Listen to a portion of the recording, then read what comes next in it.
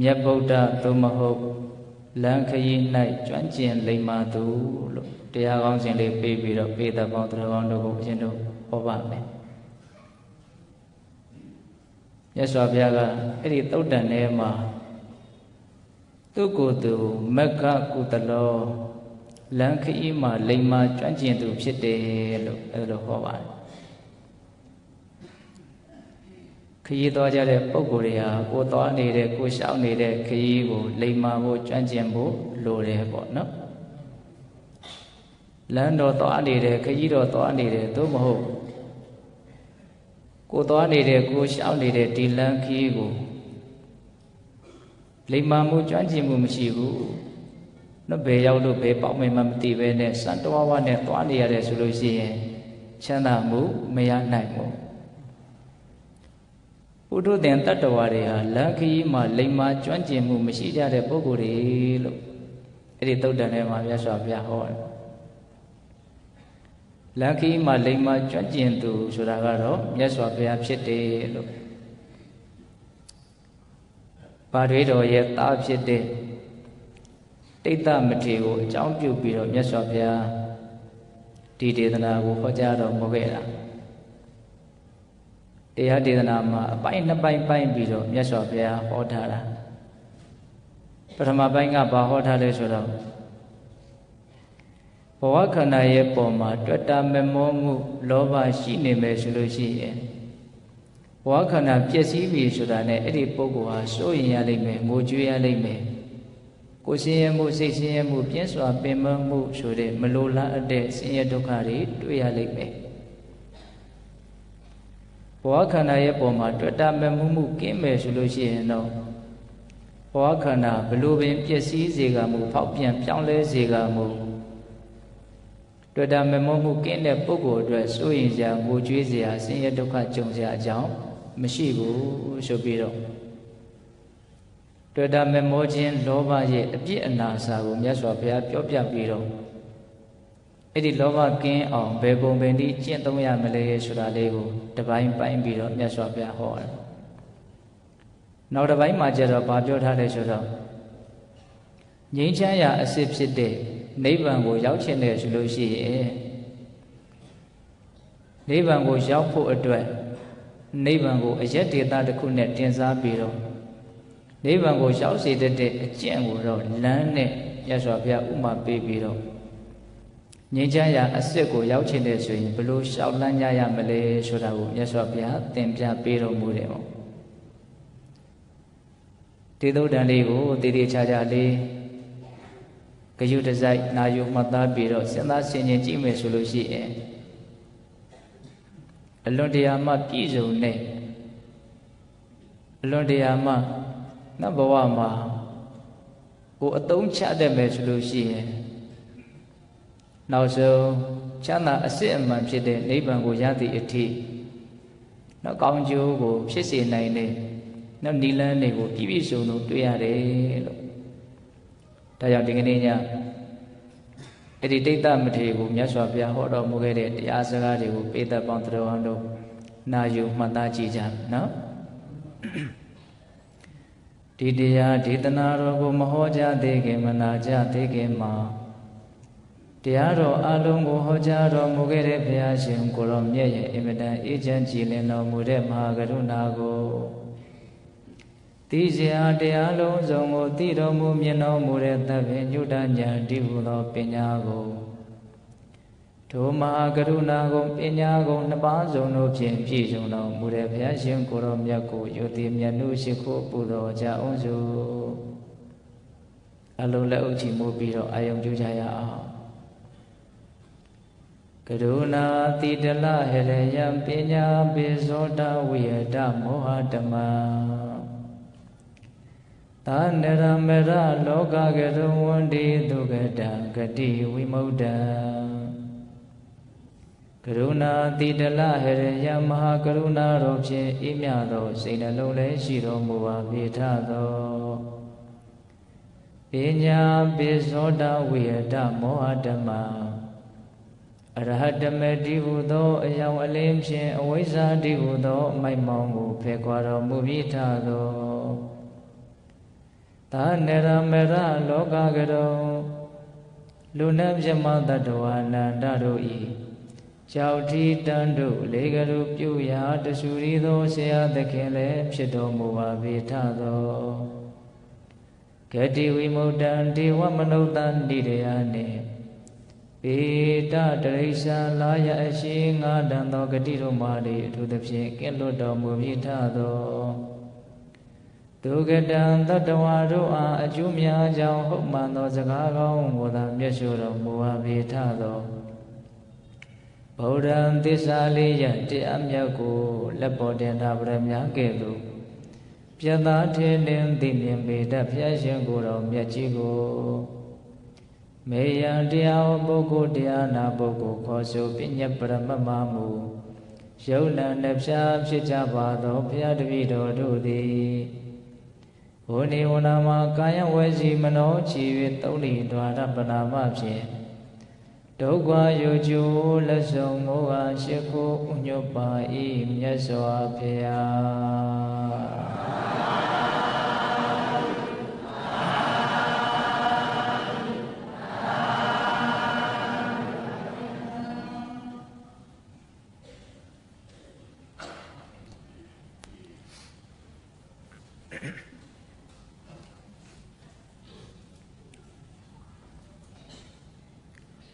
မြတ်ဗုဒ္ဓသို့မဟုတ်လံခရီး၌ကျွမ်းကျင်လိမ္မာသူဒိဋ္ဌသုတ်တံကိုအခြေခံပြီးတော့တရားဒေသနာတစ်ပုဒ်စတင်ပြီးတော့နာယူကြည်ညိုကြရအောင်နော်ဘုရားရှင်ကိုရမြတ်ကြီးရဲ့ဗာတွေးတော်ရဲ့သားအိတ်သားဆိုတဲ့မထေမြတ်အဲ့ဒီဒိဋ္ဌမထေကသာသနာပေါ်မှာမပြောမွေပဲနဲ့ဒီအကျင့်မြတ်တွေရဲ့အပေါ်မှာယုံမှားတန်တရားအာကြီးစွာနဲ့သူကျင့်သုံးနေရတယ်ဆိုတဲ့အကြောင်းစိတ်တွေကလည်းတိုင်းတိုင်းမိုင်းမိုင်းဖြစ်ပြီးတော့မကြည်မလင်မလန်းမဆန်းနဲ့သာသနာပေါ်မှာမပြောမွေပဲနဲ့သူနေရတယ်ဆိုတဲ့အကြောင်းသူ့ရဲ့သတင်းသုံးပေါ်ရဟန်းတော်တွေအချင်းချင်းသူအဲ့လိုပြောတာမြတ်စွာဘုရားနဲ့ညီအကိုဝမ်းကွဲတော်တယ်ပေါ့နော်အဲ့လိုသာသနာပေါ်မှာမပြောမွေပဲနဲ့အကျင့်မြတ်ကိုကျင့်သုံးနေရတယ်လို့ရဟန်းတော်ရှင်မြတ်တွေကမြတ်စွာဘုရားကိုလာပြီးတော့လျှောက်ထားတော့မြတ်စွာဘုရားကအေးအဲ့လိုဆိုလို့ရှိရင်အဲ့ဒီတိဋ္ဌယဟန်ကိုမြတ်စွာဘုရားခေါ်တော်မူတယ်လို့ဖတ်ပြီးတော့ပြောကြည့်အဲ့လိုအခေါ်လွတ်တဲ့အတွက်ကြောင့်အဲ့ဒီတိဋ္ဌမထေရမြတ်စွာဘုရားဒီကိုရောက်လာတယ်အဲ့လိုရောက်လာတဲ့အချိန်မှာမြတ်စွာဘုရားကသာသနာပေါ်မှာမပြောမွေပဲနဲ့ပြင်းပြပန်းပန်းစနေရဲရဲနောက်ယုံမတန်တရားတွေနဲ့ကျင့်သုံးနေထိုင်နေရတယ်ဆိုတာဟုတ်သလားလို့အဲ့လိုမြတ်စွာဘုရားမေးတော့ဟုတ်မှနဲ့အကြောင်းလျှောက်အဲ့ဒီမှာပဲမြတ်စွာဘုရားကတရားဒေသနာကိုဟောတာပါနော်ပထမဘာဟောပြလဲဆိုတော့ဒီဘဝခန္ဓာရဲ့အပေါ်မှာတွေ့တာမမောမှုမကင်းကြတဲ့ပုဂ္ဂိုလ်တွေဟာဘဝခန္ဓာပျက်စီးပြီဆိုတာနဲ့သောကဆိုတဲ့ဆွေမှုပရိဒေဝဆိုတဲ့ငိုကြွေးမှုဒုက္ခဆိုတဲ့ကိုယ်ဆင်းရဲမှုဒေါမနတဆိုတဲ့စိတ်ဆင်းရဲမှု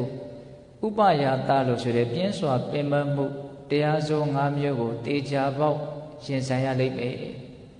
အဲ့ဒါကိုစဟောအဲ့ဒါမြတ်စွာဘုရားကတော့ခန္ဓာ၅ပါးကို၅ပိုင်းပိုင်းပြီးတော့ဟောတယ်ပေါ့နော်ရုပ်အစုအဝေးဝေဒနာအစုအဝေးတင်ညာအစုအဝေးသင်္ခါရအစုအဝေးဝိညာဉ်အစုအဝေးနောက်အစုအဝေးကိုပါဠိလိုခန္ဓာလို့ခေါ်တယ်ဆိုတာပေတရုအလုံးသိပါတယ်ဟုတ်လားဒီနေရာမှာမြတ်စွာဘုရားကဆွဲလန်းမဲ့မောမှုလောဘကိုဟောဟာ6မျိုးလောက်တောင်သုံးပြီးတော့ပြောတယ်အဝိကတရာဂတအဝိကတသန္တတအဝိကတပိပတတအဝိကတပေမတအဝိကတပရိလာဟတအဝိကတတဏ္ဏတတွေ့တာမမောတတဲ့လောဘကိုဟောဟာ6မျိုးပရိယေစကားတွေသုံးပြီးဟောတယ်ဒါကမြတ်စွာဘုရားကနားလေသဘောပေါက်မှုပို့ပြီးတော့ထက်ထက်တန်တန်မြတ်မြတ်ဆန်းဆန်းဖြစ်အောင်ဟောဟာကိုသုံးတဲ့နေရာမှာကျွမ်းကျင်လိမ္မာတယ်ဆိုတဲ့အဓိပ္ပာယ် ဆိုကြပါစို့ကျုပ်တို့ဗမာစကားမှာလည်းပဲဟောရတာအမျိုးမျိုးလဲလှယ်ပြီးတော့တုံးကြတာမရှိဘူးလားဆိုကြပါစို့လူတယောက်ကိုမုန်းတယ်ဆိုရင်ငါမုန်းလိုက်တာယွန်လိုက်တာဆက်ဆုပ်လိုက်တာကြည့်လို့ကိုမရဘူးသူ့ကိုတွေးကိုမတွေးချင်ဘူးဒါပါတွေတော့မုန်းတယ်ဆိုတာကိုအိုးပြီးတော့ထင်ရှားအောင်ပြောတာချစ်တယ်ဆိုလို့ရှိရင်လည်းပဲမျက်နှိုးလိုက်တာနှစ်သက်လိုက်တာမျက်စိရောက်ကကိုအပြောင်းမခံနိုင်ဘူးအစရှိသဖြင့်စကလုံးတွေအမျိုးမျိုးသုံးပြီးတော့ပြောတာဟောဟာရကျွဲဝတယ်ဆိုလို့ရှိရင်ဆိုလိုရင်းအတိတ်ပဲကိုပို့ပြီးတော့ကြည်ကြပြန့်ပြန့်နားလေရတယ်အဲ့လိုပဲမြတ်စွာဘုရားကလောဘဆိုတဲ့တရားကို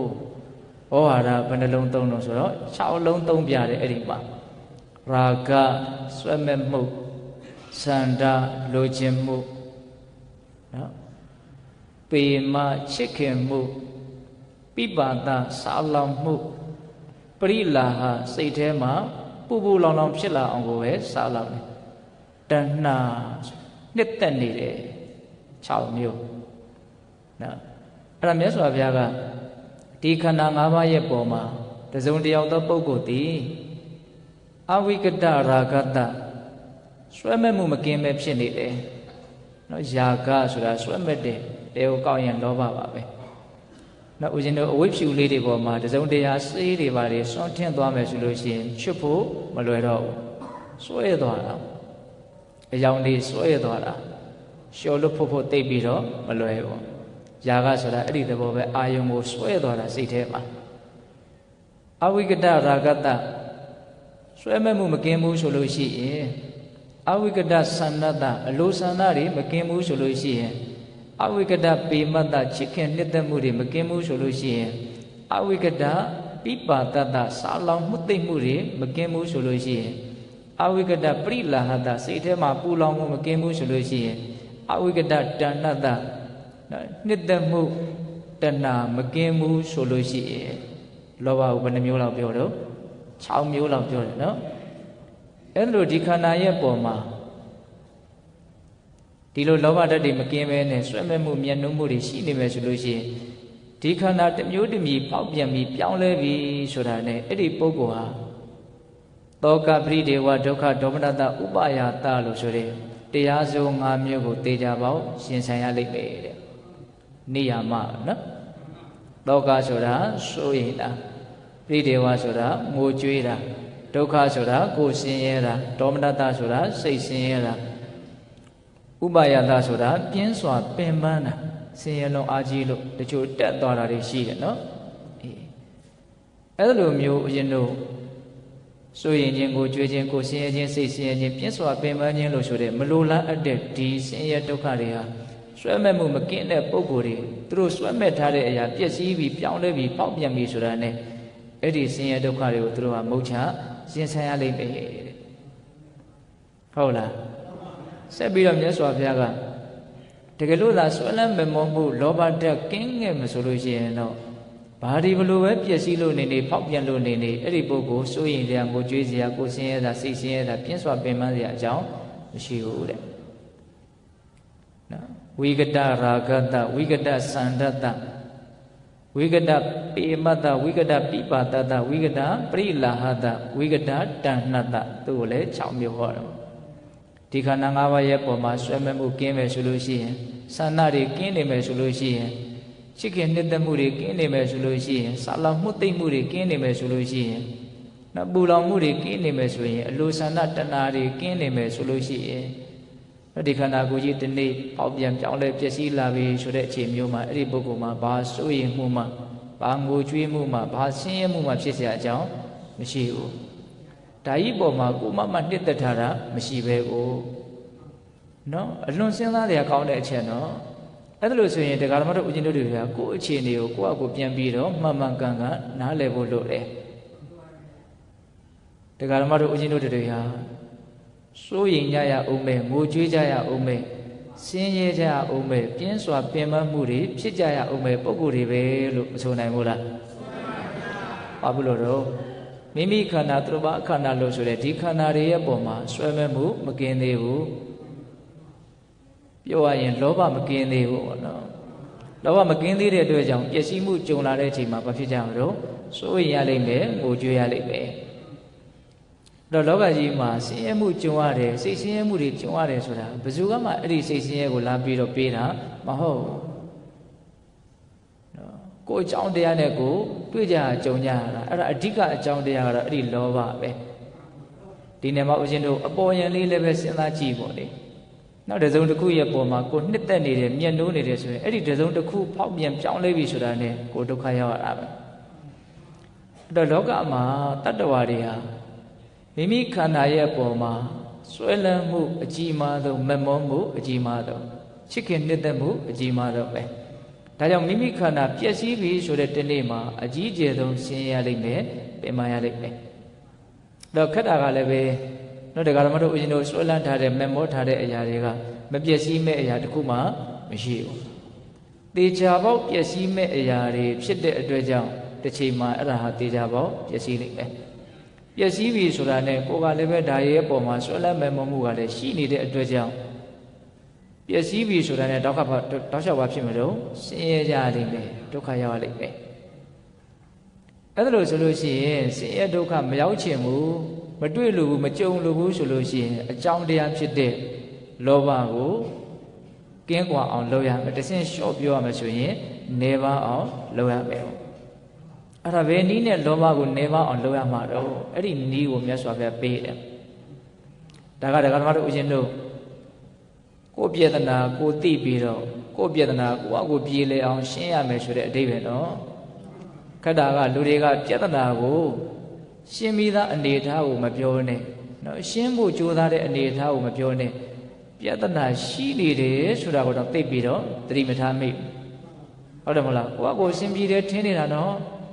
တကယ်တမ်းကပြဒနာတန်းလန်းနဲ့နေနေတာဒါကိုလက်ခံလားမသိဘူးနော်ဒကာဓမ္မတို့ဦးဇင်းတို့စဉ်းစားတော့ပြဿနာတန်းလန်းနဲ့နေတာနော်ဟုတ်လားဒါကြောင့်ပထမပြဿနာရှိတယ်ဆိုတာကိုအရင်နားလည်အောင်ကြိုးစားရမယ်လက်ခံနိုင်အောင်ကြိုးစားရမယ်ဟုတ်တယ်တစ်ချိန်ကြာရင်ဒါကြီးကပျက်စီးမှာအဲ့ဒါကြီးရဲ့ပုံမှာကိုယ်ကလည်းပဲအကြီးအကျယ်ဆွလန်းထားတာကလည်းရှိနေတယ်ကိုယ့်ဘက်ကလည်းမလျှော့နိုင်ဘူးတဘာဝတရားကြီးကလည်းသူ့လမ်းစဉ်သူသွားနေတာသူကလည်းတရားသားမှလျှော့မှာမဟုတ်အချိန်ကြာရင်ပျက်စီးမှာပဲအခုကစားတာပြင်းစင်းနေတာပဲလေတရက်တရက်တလားတလားတစ်နှစ်တစ်နှစ်ပျက်စီးမဲ့ဘက်ကိုရှေ့ရှုပြီးတော့ချွင်းချက်တွေပိုးပြီးတော့များလာတယ်ဆိုတာပိုးပြီးတော့မထင်ရှားဘူးလားထင်ရှားတယ်နော်ဟုတ်လားအဲ့တော့သဘာဝတရားကလည်းပျက်စီးမဲ့လမ်းစဉ်ကိုသူသွားနေတာကိုသူကလျှော့မလားမလျှော့ဘူးသူ့ဘက်ကတော့လုံးဝအလျှော့တင်မရဘူးဒါသူလမ်းစဉ်ပဲအဲ့တော့ကိုကတတ်တာခြင်းတယ်ဆိုလို့ရှိရင်နားလည်မှုပြည့်ပြည့်ဝဝရှိအောင်လုပ်ပြီးတော့ဒီပျက်စီးတတ်တဲ့သဘာဝတရားတွေရဲ့ပုံမှာဆွဲလန်းမှုမမောမှုနေပါအောင်ကြိုးစားရပါအဲ့လိုဆိုရင်ဆွဲလန်းမှုမမောမှုနေပါအောင်ဦးဇင်းရဲ့ဘလို့ကြိုးစားရမှာတော့အမှန်သိအောင်ကြိုးစားရပါဒါဟာဆွဲလန်းเสียလားသို့မဟုတ်စွန့်လွတ်เสียလားဒါဟာမမောเสียလားသို့မဟုတ်မမောမှုကင်းအောင်လုပ်ရမယ့်အရာတွေလားလို့ကိုယ်တိုင်သိအောင်ကြိုးစားရပါတကယ်တမ်းကဒီသဘာဝတရားတွေမှာဆွဲလန်းเสียမမောเสียလို့အမှန်သိလို့ရှိရင်ဘာမှမရှိဘူးကိုယ့်အကိုထင်မြင်ရတယ်ထင်နေကြတာအောင်နော်အဲ့တော့မြတ်စွာဘုရားကဒီအမှန်တရားကိုသိလို့ရှိရင်ဆွဲလန်းမမောမှုနေပါသွားမယ်တဖြည်းဖြည်းနဲ့နောက်ဆုံးမှကင်းကွာသွားမယ်ဆိုပြီးတော့ဒီသဘာဝတရားရဲ့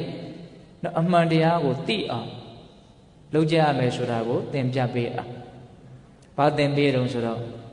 တခုချင်းမေးတယ်ခန္ဓာ၅ပါးကိုလေခေါဏတော်ကဒိဋ္ဌယံကိုမေးတာဒီရုပ်အစုဟာမြဲတဲ့သဘောလားမမြဲတဲ့သဘောလားဒါကိုမေးတာနော်အဲ့ဒါကကိုကအပေါ်ယံလေးသိတဲ့အတိနဲ့ပြောလို့မပြည့်စုံဘူးနော်ဒီမမြဲဘူးဆိုတာကိုဘယ်လောက်မြင်တော့ဘယ်လောက်နားလေတော့ဒီအနိစ္စဆိုတဲ့သဘောအဓိကတော့အဲ့ဒီအနိစ္စတစ်လုံးပဲဒီမတည်မြဲတာကိုသိလို့ရှိရင်အကောင်းမဟုတ်ဘူးဆိုတဲ့ဒုက္ခသဘောကိုဆက်ပြီးတော့နားလည်ပဲနောက်ကိုယ်စိုးကိုယ်ပိုင်သဘောမဟုတ်ဘူးအနှစ်သာရကင်းမဲ့တဲ့သူ့အကြောင်းသူ့အကျိုးဆက်ပြီးတော့ဖြစ်ပေါ်နေတဲ့သဘာဝတရားတသက်ဖြစ်တယ်ဆိုတဲ့အနတ္တကိုလည်းဆက်ပြီးတော့သိသွားနိုင်တယ်အဓိကကဘာကိုနားလည်ရမှာလဲဘယ်အမှန်တရားကိုသဘောပေါက်အောင်မလဲလို့မေးရင်မတည်မြဲမှုအနိစ္စဆိုတဲ့အမှန်တရားကိုသဘောပေါက်အောင်ပါအဲ့ဒီမမြဲဘူးဆိုတာကိုဘယ်လောက်ထိနားလည်ထားတော့ဘယ်လောက်ထိသဘောပေါက်ထားတော့မွေးဖွားလာတဲ့အချိန်ကစပြီးတော့ဘဝခန္ဓာပျက်စီးလို့ နော်မီးရှို့ပလိုက်ပြီးမြေကြီးထဲမြုပ်ပလိုက်ပြီးရေထဲမြုပ်ပလိုက်ပြီးဆိုတော့မှဟောလူတယောက်ပျောက်သွားပြီအနေစာလို့အဲ့ဒီလောက်ပဲသိသလားအဲ့လောက်ဆိုရင်တော့မပြည့်စုံသေးဘူးဟုတ်လားတကယ်တမ်းသိရမှာကအချိန်တိုင်းပျက်စီးလိုက်နေတယ်အချိန်တိုင်းပြောင်းလဲလိုက်နေတယ်အချိန်တိုင်းကုံဆုံးလိုက်နေတယ်ဆိုတဲ့သဘာဝကိုထဲထဲဝင်ဝင်လေးလေးနက်နက်သိအောင်ကြိုးစားရမှာဟုတ်ရဲ့လားဒီနေရာမှာဦးဇင်းတို့အိဋ္ဌရဲ့သဘောကိုနော်သိအောင်ကြိုးစားတဲ့နေရာမှာနော်ဝိသုဒ္ဓိမဲ့ကျမ်းထဲမှာသူအချိန်ကလေးနဲ့ကပ်ပြီးတော့သိအောင်စဉ်းစားတဲ့နေကလေးသင်ပေးထားတာရှိတယ်အဲ့ဆိုရပါစို့အကျဉ်းမင်းလေးပြောရမယ်ဆိုလို့ရှိရင်မနေ့တုန်းကတွေ့ခဲ့ကြုံခဲ့ပြောခဲ့ဆိုခဲ့ဝမ်းသာခဲ့ဝမ်းနည်းခဲ့မြင်ခဲ့ရတယ်ကြားခဲ့ရတယ်အနတ်အရသာတွေစားခဲ့တောက်ခဲ့ရတယ်တွေ့ခဲ့ထိခဲ့ရတယ်တွေးခဲ့ကြံခဲ့ရတယ်သဘာဝတရားတွေမနေ့ကအများကြီးတကယ်ဖြစ်ခဲ့တယ်ဒါပေမဲ့အဲ့ဒါတွေဒီကနေ့အတခုမှမရှိတော့ဘူးဒီကနေ့ဟာဒီကနေ့အစ်စ်ပေါ့အေးအဲ့ဒါနည်းနည်းဝေးနေသေးတယ်ဦးဇင်းတို့ကမနေ့တုန်းကတွေ့ခဲ့ကြုံခဲ့ပြောခဲ့ဆိုခဲ့နော်တကယ်ကိုဖြစ်ခဲ့တာနော်မြင်ခဲ့တာတွေကြားခဲ့တာတွေအနတ်နေရခဲ့တာတွေအရာသားတွေစားတော့ခဲ့တာတွေအနှုတ်အကျန်းအပူကြီးအတွေ့အထိမျိုးစုံတွေ့ထိခဲ့တာတွေအကောင်အဆူအမျိုးမျိုးတွေးကြံခဲ့တာတွေတကယ်မဖြစ်ခဲ့ဘူးလားဖြစ်ခဲ့တယ်အဲ့ဒါအခုမရှိတော့ဘူးရိုးရိုးရှင်းရှင်းလေးနားလည်ရမှာနော်အဲ့ဒါလိုပဲဦးဇင်းတို့နေ့လေတုန်းကညနေတုန်းကတကယ်ဖြစ်ခဲ့တာပဲစိတ်ကူးရင်နေတာမဟုတ်ဘူးတကယ်ဖြစ်ခဲ့ပြီးတော့အဲ့ဒါတွေအခုတကယ်ကိုပဲမရှိတော့ဘူးဟုတ်တယ်ဝါအဘာဝတော့ဖြစ်ပြီးရင်မရှိတော့တာကိုအနေစာလို့ခေါ်တာဟုတ်လားအဲ့ဒီလိုဖြစ်ပြီးရင်မရှိတော့တဲ့ဒီဖြစ်ချင်းပြချင်းကအမြဲတမ်းနှိမ့်ဆက်လို့အဲ့ဒါကိုဒုက္ခလို့ပြောတာကိုယ်စိတ်ထဲမကြတာတွေဖြစ်လာလို့ဒုက္ခလို့ပြောတာမဟုတ်ဟုတ်လားအေးအဲ့တော့ဒီအနေစာသဘာဝကိုဒကာတော်တို့ဦးဇင်းတို့တွေဟာနော်တတ်နိုင်တယ်မြတ်ခက်စိတ်စိတ်မြင်တဲ့ရမယ်သိတဲ့ရမယ်နော်စောစောတုန်းကသီလယူတုန်းကပေတတို့တကယ်ကြားခဲ့တယ်တကယ်လိုက်ဆိုခဲ့ကြတယ်မြင်ခဲ့တာတွေရှိတယ်ဒီအချိန်တုန်းကလည်းတကယ်ဖြစ်ခဲ့တာပဲနော်အဲ့ဒါဘာမှမရှိတော့ဘူးအခုဖြစ်နေတာကအသစ်ပဲအခုလည်းပဲဦးဇင်းတို့ပြောရင်းဆိုရင်းနဲ့ကြားရင်နားထောင်ရင်းနဲ့တွေးရင်းကြံရင်းနဲ့ပဲဖြစ်နေတာတွေကဖြစ်ပြီးရင်မရှိတော့ဘူးနောက်ထပ်အသစ်ထပ်ပြီးတော့ဖြစ်နေတာတဘာဝတရားဟာအချိန်နဲ့အမျှအသစ်ဖြစ်နေတာဟုတ်လားဒါရုပ်ပိုင်းဆိုင်ရာလည်းဒီတိုင်းပဲတော့ခံစားမှုဝေဒနာတွေလည်းဒီတိုင်းပဲနော်စိတ်တွေလည်းဒီတိုင်းပဲအတွေးတွေလည်းဒီတိုင်းပဲအကုန်လုံးဟာဖြစ်တော့ဖြစ်လာတယ်ဖြစ်ပြီးရင်မရှိတော့ဘူးနောက်ထပ်အသစ်ထပ်ဖြစ်နေခြင်းမျှတာဖြစ်တယ်ဆိုတာကိုသဘောပေါက်အောင်ဒါကစိတ်ဓာတ်မယဉာဏ်ထက်တန်ဖို့ပြောတာတော့ဘာဝနာမယဉာဏ်နဲ့ဒီခန္ဓာရဲ့မတည်မြဲတဲ့သဘာဝကိုအသေးစိတ်ရှင်းရှင်းလင်းလင်းသိကျင်တယ်ဆိုရင်တော့တတိပဋ္ဌာန်ဘာဝနာတရားကိုစူးစူးဆိုင်ဆိုင်ဆွဲဆွဲမြဲမြဲပွားများမှသာလည်းသိနိုင်တယ်မြင်နိုင်တယ်တတိပဋ္ဌာန်တရားဆိုတာကဘာပဲဖြစ်လာဖြစ်တိုင်းတတိထားပြီးတော့နေတဲ့ကျင့်စဉ်ကိုတတိပဋ္ဌာန်ကျင့်စဉ်လို့ခေါ်တာကောင်းတာပဲဖြစ်ဖြစ်ဆိုတာပဲဖြစ်ဖြစ်ရုပ်ပဲဖြစ်ဖြစ်နာမ်ပဲဖြစ်ဖြစ်မြင်ခြင်းကြားခြင်းနမ်းရှုခြင်းစားတော့ခြင်းတွေ့ထိခြင်းတွေ့ကြံခြင်းဘာတွေပဲဖြစ်လာတာကအကြောင်းတရားပေါ်မှာမူတည်ပြီးတော့ဖြစ်လာတာအဲ့ဒီဖြစ်လာတာကိုဖြစ်နေတဲ့အတိုင်းလေးဘက်လိုက်မှုကင်းနဲ့နော်အမှန်တိုင်းတိနေအောင်ကြိုးစားရတာအဲ့ဒါကိုတတိပဋ္ဌာန်ဘာဝနာပွားများတယ်လို့ခေါ်တာအဲ့ဒီလိုဖြစ်တိုင်းသိနေမယ်ဆိုလို့ရှိရင်အော်ဒီဖြစ်လာတဲ့သဘာဝတရားတွေဟာဖြစ်ပြီးရင်မရှိတော့တဲ့သဘာဝတွေပဲလို့သူကောင်းနားလည်နိုင်တယ်အခုကမှန်ကန်စဉ်းစားဆင်ခြင်တဲ့စိတ်ဓာတ်မယဉာဏ်ထက်သန်ဖို့အတွက်ပဲရည်ရွယ်ပြီးတော့ပြောတာနော်စောစောကဖြစ်ခဲ့တယ်တကယ်ဖြစ်ခဲ့တာတော့အခုတကယ်မရှိတော့ဘူးအခုတကယ်ဖြစ်နေတယ်သူရောတည်မြဲနေသလားလို့ကြည့်မတည်မြဲဘူးအတွေးတွေရောတည်မြဲသလားမတည်မြဲဘူးအဲ့ဒီအတွေးတွေကိုအခြေခံပြီးတော့ဖြစ်လာတဲ့ခံစားချက်တွေရောတည်မြဲလားမတည်မြဲဘူးထပ်ဖြစ်တာနော်ထပ်ဖြစ်နေတာနော်ပုံစံတူတွေထပ်ဖြစ်နေတာကိုသဘောမပေါက်တဲ့အခါကျတော့အမြဲတမ်းရှိနေတယ်အမြဲတမ်းတည်နေတယ်လို့ထင်နေတာတကယ်တမ်းကဘေးအရာမှအမြဲမရှိအဲ့ဒါမြတ်စွာဘုရားအဲ့ဒါကိုမေးတာတော့ခန္ဓာ၅ပါးဟာမြဲသလားမမြဲဘူးလားမမြဲဘူးမမြဲသောခန္ဓာ၅ပါးသည်အကောင်းလားအဆိုးလားဆိုတော့အဆိုးလို့ပဲပြောရမယ်အကောင်းမဖြစ်နိုင်ဘူးဟုတ်လား အဲ့ဒီလိုမမြဲတဲ့အကောင်းမဟုတ်တဲ့ဒီသဘာဝတရားကိုငါလို့လှုပ်ခြင်းကတင့်တော်သလားငါဥစ္စာလို့တတ်မှတ်ထားခြင်းကတင့်တော်သလားလို့အဲ့လိုသဘာဝကြကြမေးတာစဉ်းစားနော်မတည်မြဲတဲ့မကောင်းမွန်တဲ့ဒီသဘာဝတရားတွေကိုငါလို့ဆွဲလန်းခြင်းကငါဥစ္စာလို့သိမ့်ပိုက်ခြင်းကတင့်တော်ပါမလားလို့အဲ့လိုမေးတာနော်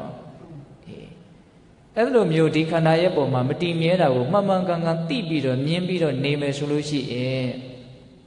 အဲ့ဒီပုဂ္ဂိုလ်ရဲ့တဏ္ဍာမှာသောတော်ကနော်ဆင်းရဲဒုက္ခရဲ့အကြောင်းတရားဖြစ်တဲ့ဆွဲလန်းမမုန်းမှုရှိတဲ့လောဘဟာတဖြည်းဖြည်းနဲ့နေသွားမယ်လိုချင်တယ်လိုချင်တယ်ဖြစ်ချင်တယ်ဖြစ်ချင်တယ်ဘာလို့လိုချင်တာတော့ဘာလို့ဖြစ်ချင်တာတော့အပေါ်ယံလေးပြောမယ်နော်ကောင်းတယ်ထင်လို့လိုချင်ကြတာဟုတ်တယ်ထင်လို့ဖြစ်ချင်ကြတာဟုတ်တယ်မဟုတ်လားအဲ့တော့သဘာဝတရားကြီးကအကောင်းလားအဆိုးလားဆိုတာကိုယ့်ကိုယ်နားလေသဘောပေါက်အောင်လုပ်ရမှာ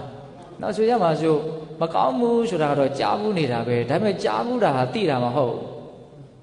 စဉ်းစားကြည့်နော်မြတ်စွာဘုရားကဒီခန္ဓာဒီဘဝဟာဒုက္ခသစ္စာဖြစ်တယ်လို့ဟောတာကိုငယ်ကလေးကစကြားဘူးတယ်မဟုတ်လားကြားဘူးတယ်နော်ဒါမဲ့လို့ဒုက္ခဖြစ်တယ်ဆိုတာကိုကြားလိုက်တာနဲ့ဒါဟာဒုက္ခပဲလို့တကယ်နားလေသွားသလားနားမလဲပါဘူးဟုတ်တယ်မဟုတ်လားအဲ့လိုဆိုရင်ကိုယ့်အကိုဒါဟာဒုက္ခလားဒုက္ခလားအကောင်းလားအဆိုးလားဆိုတာကိုကိုယ်တိုင်အဖြေမှန်ရအောင်ကိုယ်တိုင်ပဲရှားကြရမှာသူများပြောတာကိုကြားလိုက်ရုံနဲ့တကယ်သိတော့တာမဟုတ်ဘူးနော်ဟုတ်တယ်မဟုတ်လားဒါကြောင့်ပေးတဲ့ပေါင်းတော်အောင်တို့ကိုယ့်ဘဝရဲ့ဒီဖြစ်စဉ်ဟာတော့ဆင်းရဲဒုက္ခလားဆိုတာကိုတကယ်ကိုသိအောင်ကြိုးစားဒါဘက်လိုက်မှုကင်းကင်းနဲ့လုပ်နော်သူများကမမြဲဘူးလို့ပြောလို့မမြဲတာကိုလက်ခံလိုက်ရတာမျိုးမဖြစ်စေနဲ့သူများကဒုက္ခလို့ပြောတာနဲ့ဒုက္ခလို့လက်ခံလိုက်ရတာမျိုးမဖြစ်စေနဲ့ကိုယ်တိုင်မတည်မြဲတာကိုမြင်အောင်ကြည့်ကိုယ်တိုင်ဆင်းရဲတယ်ဆိုတာကိုမြင်အောင်ကြည့်သဘာဝတရားကိုကမတည်မြဲတဲ့သဘာဝဆင်းရဲတဲ့သဘာဝဖြစ်တဲ့အတွက်ကြောင့်ဘယ်လိုက်မှုမရှိဘဲနဲ့သာကြည့်မယ်ဆိုရင်အဲ့ဒီအဖြစ်မှန်ကမတွေ့ဘဲကိုမနေဘူးတွေ့ကိုတွေ့မယ်အနိစ္စလို့လှုပ်ရှုလို့အနိစ္စဖြစ်တာမဟုတ်အနိစ္စဖြစ်နေတာကြီးကိုမှန်မှန်ကန်ကန်ကြည့်လို့အဲ့ဒါကြီးကိုအနိစ္စလို့သိလိုက်ရတာကိုကအနိစ္စလို့လှုပ်လို့ तू ကအနိစ္စဖြစ်သွားတာမဟုတ်ကိုကဒုက္ခလို့လှုပ်လို့ तू ကဒုက္ခဖြစ်သွားတာမဟုတ်သဘောပေါက်ရလားဗျဒါကြောင့်ပေးတဲ့ပေါင်းတော်အောင်တို့ဒီမတည်မြဲတဲ့သဘာဝအနိစ္စအချက်ကိုကောင်းကောင်းသိကျင်တယ်ဆိုလို့ရှိရင်နော်ဘက်လိုက်မှုကင်းတဲ့ရှုမြင်မှုလို့ဆိုတဲ့ကိုယ်ခန္ဓာရဲ့အကြောင်းကိုအမှန်သိအောင်ကြိုးစားတဲ့တတိပဋ္ဌာန်ဘာဝနာလုပ်ငန်းစဉ်ကိုအထောက်ကြပါတတိသာထားနေမှန်မှန်ကန်ကန်မသိပဲမနေဘူးအခုဒကာမတော်ဦးချင်းတွေကမှန်မှန်ကန်ကန်မသိဘူးအခုဖြစ်နေတာကြီးကိုငကိုတော်ဟာကြီးလို့တရသေးဆွဲပြီးတော့တခုတည်းလို့ထင်းနေတာနော်အဲ့ဒီအထင်မှားကြီးကဘာလို့ဖြစ်တာလဲဆိုတော့တတိမရှိလို့ဖြစ်တာတကယ်တမ်းသာဖြစ်စေယုံနံကိုဒလဇက်တတိထားပြီးတော့နေသွားနိုင်မယ်ဆိုလို့ရှိရင်ဖြစ်ပြီးမရှိတော့ဘူးဆိုတာကိုအလွန်ရှင်းလင်းစွာသိနိုင်ဟုတ်လားခုဖြစ်ပြီးရင်မရှိတော့ဘူးလို့မသိဘူးနောက်ထပ်ဖြစ်နေတာကြီးကိုငကိုတော်ဟာကြီးလို့ထင်းနေတာသဘောပေါက်ရဲ့လားဗျနော်ဒါကြောင့်ပေးသက်ပေါင်းသူတော်ကောင်းတို့ဒီနေရာမှာမြတ်စွာဘုရားဟောပြတာအလွန်မှအကြောင်းအကျိုးရှိလျော်တယ်နော်မမောမှုမကင်းဘူးဆိုရင်ကိုမမောထားတဲ့အရာကြီးပျက်စီးပြီဆိုတာနဲ့ဒုက္ခရောက်ရလိမ့်မယ်ဒါဘယ်သူညင်းနိုင်လဲမညင်းနိုင်ဘူးအဲ့လိုဆိုလို့ရှိရင်မမောမှုသည်ဆင်းရဲဒုက္ခရဲ့လက်သက်တရားခံဖြစ်တယ်ဆိုတာအလွန်ရှင်းတယ်ပေါ့အဲ့လိုဆိုလို့ရှိရင်ဒုက္ခနဲခြင်းတဲ့လူဒုက္ခရှင်းခြင်းတဲ့လူဒီဘာကိုရှင်းရမလဲဘာကိုနဲအောင်လုပ်ရမလဲလောဘကိုနဲအောင်လုပ်ရမယ်လောဘကိုရှင်းအောင်လုပ်ရမယ်အဲ့လိုဆိုရင်လောဘနဲခြင်းနဲ့လောဘချုပ်ခြင်းနဲ့ဆိုရင်ဘာလုပ်ရမလဲမကောင်းတာကိုမကောင်းဘူးလို့အမှန်တိုင်းသိအောင်ကြိုးစားရမယ်အနိစ္စကိုအနိစ္စလို့သိအောင်ကြိုးစားရမယ်အနိစ္စကိုအနိစ္စလို့သိခြင်းနဲ့ဆိုရင်ဘယ်လိုလုပ်ရမလို့အနိစ္စဖြစ်နေတဲ့တရားကိုပဲတတိထားပြီးတော့ဘက်လိုက်မှုကင်းကင်းနဲ့အမှန်တိုင်းရှုရမယ်မြင်ရမယ်သိရမယ်ဒါကိုတရားမှတ်တယ်ခေါ်တာပဲလေဟုတ်တယ်မဟုတ်လားနော်မဟာရှိဆိုတော်ဘုရားကြီးရဲ့စကားလုံးနဲ့သုံးမဆိုရင်ရှုမှတ်ရမယ်ဟုတ်လားအမှန်တိုင်းသိနေရမယ်အခုနောက်ပိုင်းမှာဦးဇင်းတို့ကြီးတော်ရှင်မဟာမြိုင်တော်ဆရာတော်ဘုရားဥဇောတိကတော့သိနေရမယ်လို့ဒီဟောရတာလေးသုံးတယ်အလွန်သဘောကျတယ်ဦးဇင်းကဘာပဲဖြစ်ဖြစ်အမှန်တိုင်းသိနေရမယ်နော်ဒါကိုပဲတရားရှုတယ်တရားမှတ်တယ်လို့ခေါ်ဟုတ်ရဲ့လားအနိစ္စဖြစ်နေတာကဘာလဲဆိုတော့ကိုယ်ခန္ဓာပဲကိုယ်ခန္ဓာရဲ့အနိစ္စသဘောကိုသိကျင်တယ်ဆိုလို့ရှိရင်ဒီခန္ဓာကိုယ်ဝဲပြန်ပြီးတော့ဘာလုပ်ရမလို့တတိထားရမှာအဲ့တော့ဦးဇင်းတို့မျက်လွှာလေးချပြီးတော့ ဒီခန္ဓာမှာအမြဲတမ်းလှုပ်ရှားနေတာကဘာလဲဆိုရင်ဝင်သက်ထွက်သက်ပေါ့နော်မျက်နှာလေးချလိုက်တာနဲ့ခန္ဓာကိုယ်ကြီးကမငြိမ်ဘူးလှုပ်နေတယ်ဘာလို့မငြိမ်ဘူးလှုပ်နေတာတော့ဒီအသက်ဝင်နေတယ်လေဝင်နေတယ်ထွက်နေတယ်ပြောင်းလဲမှုအကြီးကြီးအမြဲတမ်းရှိနေတယ်ဒါကြောင့်မြတ်စွာဘုရားဝင်သက်ထွက်သက်ကိုအရင်သတိထားလို့ခိုင်းတယ်အာနာပါနဆိုတာအရင်ဆုံးသင်ပေးတဲ့ဘဝခန္ဓာရဲ့အကြောင်းကိုအမှန်ကန်သိအောင်ကြိုးစားတဲ့နည်းလမ်းပဲကျန်တာတွေကိုဦးဇင်းတို့မလုပ်ဘဲနဲ့အဲ့ဒီအာနာပါနတစ်ခုတည်းကိုပဲစောက်ချပြီးတော့လှုပ်သွားမယ်ဆိုရင်တော့ယန္တာဖြစ်နိုင်တယ်လို့မြတ်စွာဘုရားဟောတယ်ဟုတ်လားဒါကြောင့်ဝင်သက်ထွက်သက်သတိထားရမယ်နာသီပြတစ်ခုတည်းသတိထားရမယ်လို့ဆိုလိုတာမဟုတ်ဘူးနော်လေဝင်သွားပြီဆိုလို့ရှိရင်အပြောင်းလဲတွေဘယ်လိုဖြစ်လဲခန္ဓာကိုယ်ကြီးတစ်ခုလုံးအကြီးအကျယ်ပြောင်းလဲတယ်လေထွက်သွားပြီဆိုရင်လည်းပဲခန္ဓာကိုယ်ကြီးတစ်ခုလုံးကအကြီးအကျယ်ပြောင်းလဲမှုရှိတယ်ဟုတ်လားဒီလေဝင်နေတယ်ထွက်နေတယ်ဆိုတာကိုဘာလေးကိုထောက်ပြီးတော့ဘယ်ဟာလေးကိုအဓိကကြည့်ပြီးတော့သိရတာလဲကိုယ့်ကိုစဉ်းစားနာသီပြကိုအာယုံမပြုတ်လည်းပဲဝင်လေဝင်နေတယ်ထွက်လေထွက်နေတယ်ဆိုတာကိုမသိနိုင်ဘူးလားသိနိုင်တယ်သို့တော့တကယ်သူတော်ကောင်းကြီးတွေကသူတို့တကယ်အလုတ်လုတ်တဲ့အခါမှာဒီနာသီပြမှာဝင်လေထွက်လေကြောင့်ထိခိုက်တဲ့သဘောဆိုတာထင်ရှားတယ်ဒါကြောင့်ထင်ရှားတဲ့နေရာကိုစိတ်ကခိုက်တာတယောက်နဲ့တယောက်ထင်ရှားတဲ့နေရာကမတူနိုင်ဘူးနော်ဟုတ်တယ်မို့လားဒါကြောင့်မဟာကြီးဆိုဘုရားကြီးတို့ကြတော့ဘယ်ကိုအဓိကရှုခိုင်းတော့ပင်တိုင်းနေနဲ့ဒီဝမ်းပိုက်ကြီးပေါင်းလာတယ်လေရှုသွင်းလိုက်ရဲ့ထုတ်လိုက်လို့ရှိရင်ပြန်ပြီးတော့ပိန်ကျသွားတယ်ဒီရော့မှုတင်းမှုပေါ့နော်ဒါကဦးဇင်းတို့အစကနဥမာသာဒီတိုင်းခိုင်းတာနောက်ပိုင်းကျတော့ထင်ရှားတဲ့ယုံ nant တိုင်းကိုသတိထားခိုင်းတာဒါကအဓိကပဲဟုတ်ရဲ့လားအဲ့တော့ပြောချင်တာကဘာလဲဒီခန္ဓာရဲ့မတည်မြဲတဲ့သဘောကိုအမှန်ကန်သိကျင်တယ်ဆိုလို့ရှိရင်ဘာလို့ရမလို့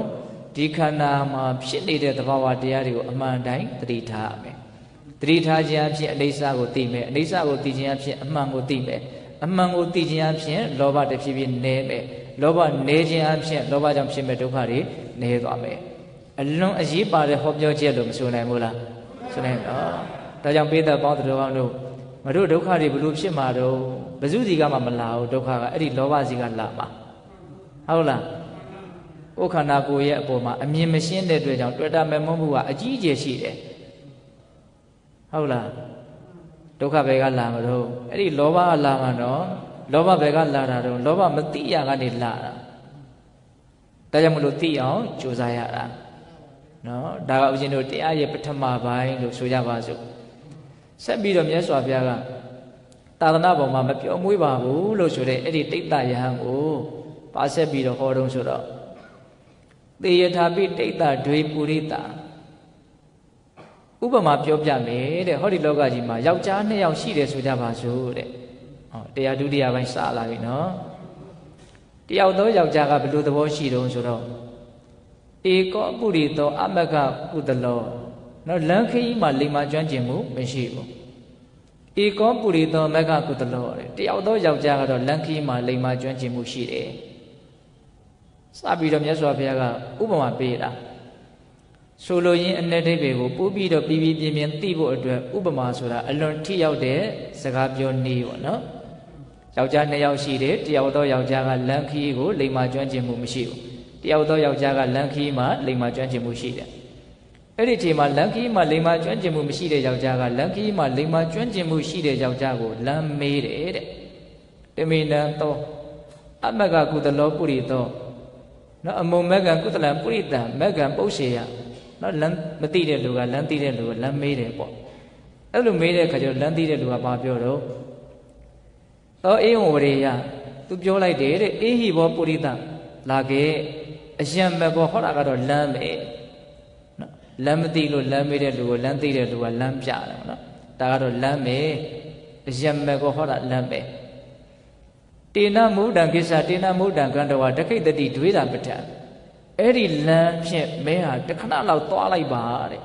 အဲ့လိုသွားလိုက်တယ်ဆိုလို့ရှိရင်ပထမဦးဆုံးဘာတွေ့ရမလဲဆိုတော့ဒွေတာပဋ္ဌာလမ်းတစ်ခွကိုမင်းတွေ့ရလိမ့်မယ်လမ်းမသိတဲ့လူကလမ်းမေးလို့လမ်းသိတဲ့လူကလမ်းပြတယ်လမ်းပြတော့လမ်းကလေးချိတယ်ဒီလမ်းလေးကိုရှောက်အဲ့လိုရှောက်ပြီးတော့မကြခင်မှာပဲမင်းလမ်းနှစ်ခွတွေ့လိမ့်မယ်တဲ့အဲ့လိုလမ်းနှစ်ခွတွေ့ပြီဆိုလို့ရှိရင်ဘာဆက်လုပ်ရမလို့တထဝါမမုံစိတ်တဝါဒက္ခိဏကနာဟိလက်ဝဲလမ်းကိုစွန့်ပြီးတော့လက်ရလမ်းကိုယူပါတဲ့ဆိုလိုတာက လက်ရလမ်းကိုလိုက်သွားလို့ပြောတာလက်ဝဲလမ်းကိုမလိုက်နဲ့လို့ပြောတာဒါကိုစာလို့ပြောတဲ့အခါကျတော့လက်ဝဲလမ်းကိုစွန့်ပြီးတော့လက်ရလမ်းကိုယူလိုက်ပါတထဝမမုံစိတဝတခိဏကနာဟိအဲ့ဒီမှာလက်ရလမ်းလျှောက်မင်းလိုက်သွားပါလျှောက်လမ်းပြီးတော့သွားပါတေနမုဒ္ဒံကိစ္စတေနမုဒ္ဒံကန္တဝဒခိတတိအဲ့ဒီလိုလျှောက်သွားလို့ရှိရင်မင်းဘာတွေ့ရမလို့တိဗ္ဗံဝဏတန်ထအလွန်ကြီးကျယ်နဲ့ဆိုင်တဲ့တောအုပ်ကြီးတစ်ခုကိုမင်းတွေ့ရလိမ့်မယ်တဲ့နော်လမ်းတစ်ခွတွေ့တယ်လက်ဝဲလမ်းကိုစွန့်ပြီးတော့လက်ရလမ်းကိုလျှောက်သွားပါအဲ့ဒါဆိုလို့ရှိရင်ဆက်ပြီးတော့သွားတဲ့အခါအလွန်နဲ့ဆိုင်နဲ့ကြီးကျယ်တဲ့တောအုပ်ကြီးတစ်ခုတွေ့ရတယ်အဲ့ဒီတောအုပ်ကြီးကိုမင်းကြော်ဖြတ်သွားပါတဲ့တေနမုဒ္ဒံကိစ္စတေနမုဒ္ဒံကန္တဝသွားလိုက်ပါအဲ့လိုသွားလို့ရှိရင်ဘာတွေ့မလို့ဓက္ခိတတိသင်မြင်ရလိမ့်မယ်တွေ့ရလိမ့်မယ်ဘာကိုလဲမဟန္တနေနပလတ္တနော်အလွန်ကြီးတဲ့ရွှွညွန်ပြောင်ကြီးတစ်ခုရွှွန့်ဘွက်အိုင်ကြီးတစ်ခုမင်းတွေ့ရလိမ့်မယ်တဲ့အဲ့ဒါကိုလည်းမင်းကြော်ဖြတ်သွားပါတေနမုဒ္ဒံကိစ္စတေနမုဒ္ဒံကန္တဝဒခိတတိသုဘပပတ္တနော်အလွန်နဲ့ဆိုင်တဲ့ကြောက်ကဘာပြက်ကြီးကိုမင်းဆက်ပြီးတော့တွေ့ရလိမ့်မယ်ကြာသွားမယ်ဆိုလို့ရှိရင်အောက်ကကြောက်ချွန်တွေကြောက်ဆောင်တွေနဲ့နော်အသေးတရားရနဲ့အလွန်မြင့်မားတဲ့ကြောက်စရာကောင်းတဲ့ကြောက်ကဘာပြက်ကြီးကိုမင်းတွေ့မယ်တဲ့အဲ့ဒါကိုလည်းမင်းကြော်ဖြတ်ပြီးတော့သွားဆက်ပြီးတော့သွားနော်အဲ့လိုဆက်သွားလို့ရှိရင်ဘာတွေ့မလို့တေနမုဒ္ဒံကိစ္စတေနမုဒ္ဒံကန္တဝဒခိတတိသမောဘူမိဘာဂောရမဏီယောနော်တမန်ဘူမိဘာဂရမဏီယအလွန်ပြုံးမွေ့စရာကောင်းတဲ့စိတ်ချမ်းသာစရာကောင်းတဲ့ညီညွတ်တဲ့မြေပြင်ကိုမင်းတွေ့ရလိမ့်မယ်တဲ့ဟောဒါကမြတ်စွာဘုရားကဆိုလိုရင်းအ내ဒိဗေကိုပို့ပြီးတော့ရှင်းရှင်းလင်းလင်းသိဖို့အတွက်ဥပမာပေးတာအဓိကဒါကိုသိသိလို့တာမဟုတ်ဘူးဒါကိုဥပမာနေရာမှာထားပြီးတော့တကယ်အဓိကကြတဲ့ဆိုလိုရင်းအ내ဒိဗေကိုသိဖို့အတွက်ဒါကဥပမာပေးတာပြန်ပြောမယ်နော်ယောက်ျား2ယောက်ရှိတယ်ယောက်ျား1ယောက်ကလမ်းမသိဘူး1ယောက်ကလမ်းသိတယ်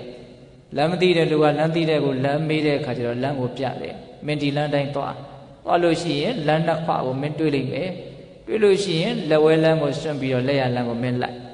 က်လို့ပြီးတော့ဆက်သွားလိုက်လို့ရှိရင်မင်းတောအုပ်ကြီးတစ်ခုတွေ့မယ်ဆက်ပြီးတော့သွားပါအဲ့ဒါဆိုလို့ရှိရင်ရွှွညွန်မြောင်ကြီးတစ်ခုမင်းတွေ့မယ်ဆက်ပြီးတော့သွားပါအလွန်နဲ့တဲ့ကြောက်ကဘာပြက်ကြီးတစ်ခုမင်းတွေ့မယ်ဆက်ပြီးတော့သွားမယ်ဆိုရင်တော့မင်းပျော်မွေ့စရာအလွန်ကောင်းတဲ့ညီညွတ်တဲ့မြေပြင်ကိုတွေ့မယ်တဲ့အဲ့တော့ဆိုလိုရင်းအ내ဒိဗေကဘာလဲတဲ့ဒါကိုမြတ်စွာဘုရားကိုယ်တော်တိုင်အဓိပ္ပာယ်ဖွင့်ပြတယ်နော်လန်ခီကိုမသိတဲ့လူလန်ခီကိုသိတဲ့လူဒီကစပြောနော်လန်ခီမှာမသိတဲ့လူဆိုတာဘာကိုပြောတာတော့ဆိုတော့ပုထုဇဉ်တရားတွေကိုပြောတာနော်ပုရိသောအမကကုသလောတိခောတိတ်တံပုရုဇနတေတံအဓိဝဆနံလန်ခီမှာလိမ္မာကျွမ်းကျင်မှုမရှိဘူးဆိုတဲ့ယောက်ျားဆိုတာအဲ့ဒါပုထုဇဉ်တရားတွေကိုပြောတာတဲ့ပုထုဇဉ်တရားတွေဆိုတာကသစ္စာ၄ပါးကိုနော်မဲ့ဉဏ်ပူဉဏ်ဖြင့်ထွန်းပေါက်ပြီးတော့မသိနိုင်မမြင်နိုင်ကြသေးတဲ့အမှန်တရားကိုနော်အရိယသစ္စာစိုက်အောင်မသိမြင်နိုင်ကြသေးတဲ့တရားဓမ္မတို့လိုဦးဇင်းတို့လိုပုထုဇဉ်တရားတွေကိုပြောတာပုထုဇဉ်ဆိုတာဘာတော့နော်ညဉ့်နွမ်းကြောင်းကိလေသာတရားတွေများစွာဖြစ်နေတာကိုပုထုဇဉ်လို့ခေါ်တယ်ဟုတ်လားပုထုကိလေသေဇနေတိတိပုထုဇနောတဲ့ကြားဥပါတယ်ဟုတ်လားအလွန်များပြားလှစွာသောကိလေသာအပူဓာတ်အလောင်ဓာတ်အညစ်ဓာတ်အနွမ်းဓာတ်တွေများစွာဖြစ်နေတဲ့လူကိုပုထုဇဉ်လို့ခေါ်တာလောဘတွေအများကြီးဖြစ်တဲ့လူဒေါသတွေအများကြီးဖြစ်တဲ့လူဒါကိုဘာခေါ်တော့ပုထုဇဉ်လို့ခေါ်တာတော့ဒကာဓမ္မတို့ဦးဇင်းတို့တွေမှာနော်အမေပေးထားတဲ့နာမည်အပြင်နောက်ထပ်အခုဘုရားပေးတဲ့နာမည်တစ်လုံးထပ်တိုးလာတယ်ဟုတ်လားဘုရားဘယ်လိုပေးထားအောင်နာမည်ပုထုဇဉ်ဩလမ်းမသိသူလို့နာမည်ပေးတာနော်ဟုတ်လားအံ့ဩစရာကောင်းတာကလမ်းမသိလို့ငြိမ်ငြိမ်လေးထိုင်နေလားဆိုတော့မဟုတ်ဘူးလမ်းတာမသိတာလမ်းကတော့သွားနေတာပဲလမ်းမသိပဲနဲ့လမ်းသွားတယ်ဆိုတော့လမ်းမှန်ရောက်ဖို့အစဉ်ပြေဖို့ချောမွေ့ဖို့တိတ်ပြီးတော့မျောလင်းစရာမရှိဘူး။အော်ဆိုကိုရှောင်းနေတဲ့လမ်းကိုမသိဘူး။စံတော်ဝနဲ့သွားနေတာတိကျတဲ့ခိုင်မာတဲ့နော်အနာဂတ်မှာဘယ်လိုဖြစ်အောင်ငါဘယ်လိုလုပ်မယ်ဆိုတဲ့ရေရာတဲ့နော်ရည်မှန်းချက်ကောင်းမွန်တဲ့ရည်မှန်းချက်လူတော်တော်များများမှာမရှိဘူး။နော်သူတို့ရှိရင်ဘာရှိမလို့ပေါ်ပေါ်မဲမဲရအောင်ရှာမယ်ဖွေမယ်စားမယ်တောက်မယ်တုံးမယ်ဖြုံးမယ်ဟုတ်လားများများရှာနိုင်ရင်တော်တော်တော်တယ်လို့သူတို့အဲ့လိုအောင်မေးတာဟုတ်လား သေပြီဆိုတာနဲ့ပြဿနာကအကြီးကျယ်တက်တော့တာပဲလေဟုတ်တယ်မဟုတ်လားဒါကြောင့်ပိဿမောတ္တတော်တို့ဦးဇင်းတို့တွေဒီဘဝတစ်ခုလေးအစဉ်ပြေဖို့အတွက်နီလန်းကိုသိုံမြနဲ့ဘလို့မှပြည့်စုံတယ်လို့မဆိုနိုင်ဘူးဟောတော့သေပြီးတာမှမဟုတ်ပဲဟုတ်လားအဲ့တော့တခြားလုံးမျောပြီးတော့ကြည့်မယ်ဆိုရင်ဒကာဓမ္မတို့ဦးဇင်းတို့တွေကစံတော်ဘာသွားနေကြရတယ်ဆိုတာမထင်ရှားဘူးလားအခုကာယကံဝစီကံမနောကံဒီကံဆိုတာဘာလဲလို့မေးရင်ဒါခြေလန်းနေလို့ဘုံဘုံတို့ထင်တယ်နော်အချိန်နဲ့အမျှကံတရားတွေဖြစ်နေတယ်ရောက်မှာနော်တဏှာရာကိုရောက်မှာနော်နည်းနည်းရွရင်နည်းနည်းရောက်သွားမှာပဲဟုတ်လားဘလို့ချင်းလန်းနေတယ်ဘယ်ကိုဥတည်နေတာလဲနားလည်ဖို့မလိုဘူးလားလွယ်တယ်ခုမြတ်စွာဘုရားဒီမှာပုထုဇဉ်ဆိုပြီးတော့နော်တတ္တဝါတွေကိုနာမည်တစ်မျိုးထပ်ပေးတယ်ဘာတော့အမကကုသလောလန်ခီမှာလိမ္မာကျွမ်းကျင်မှုမရှိတဲ့သူအဲ့လို့ရှိရင်မကကုသလောလန်ခီမှာလိမ္မာကျွမ်းကျင်တဲ့ပုဂ္ဂိုလ်ဆိုတာဘယ်သူကိုပြောတာတော့ဆိုတော့မြတ်စွာဘုရားကသူ့ကိုယ်သူရည်ညွှန်းတဲ့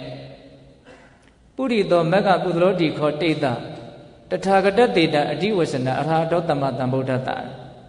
လန်ခီမှာလိမ္မာကျွမ်းကျင်တယ်ဆိုတာအဲ့ဒါငါဘုရားရဲ့နာမည်ကိုပြောတာတဲ့အရဟတောကိလေသာခသိငြိမ်းတော်မူပြီးဖြစ်သောတမ္မာတံဗုဒ္ဓတတရားအလုံးစုံကိုမဖောက်မပြန်မှန်မှန်ကန်ကန်သိတော်မူပြီးဖြစ်သောနော်တထာဂတတဘုရားရှင်ကိုရမြတ်ကြီးရဲ့အဓိဝဆနနာမည်ပါပြီဒီလို့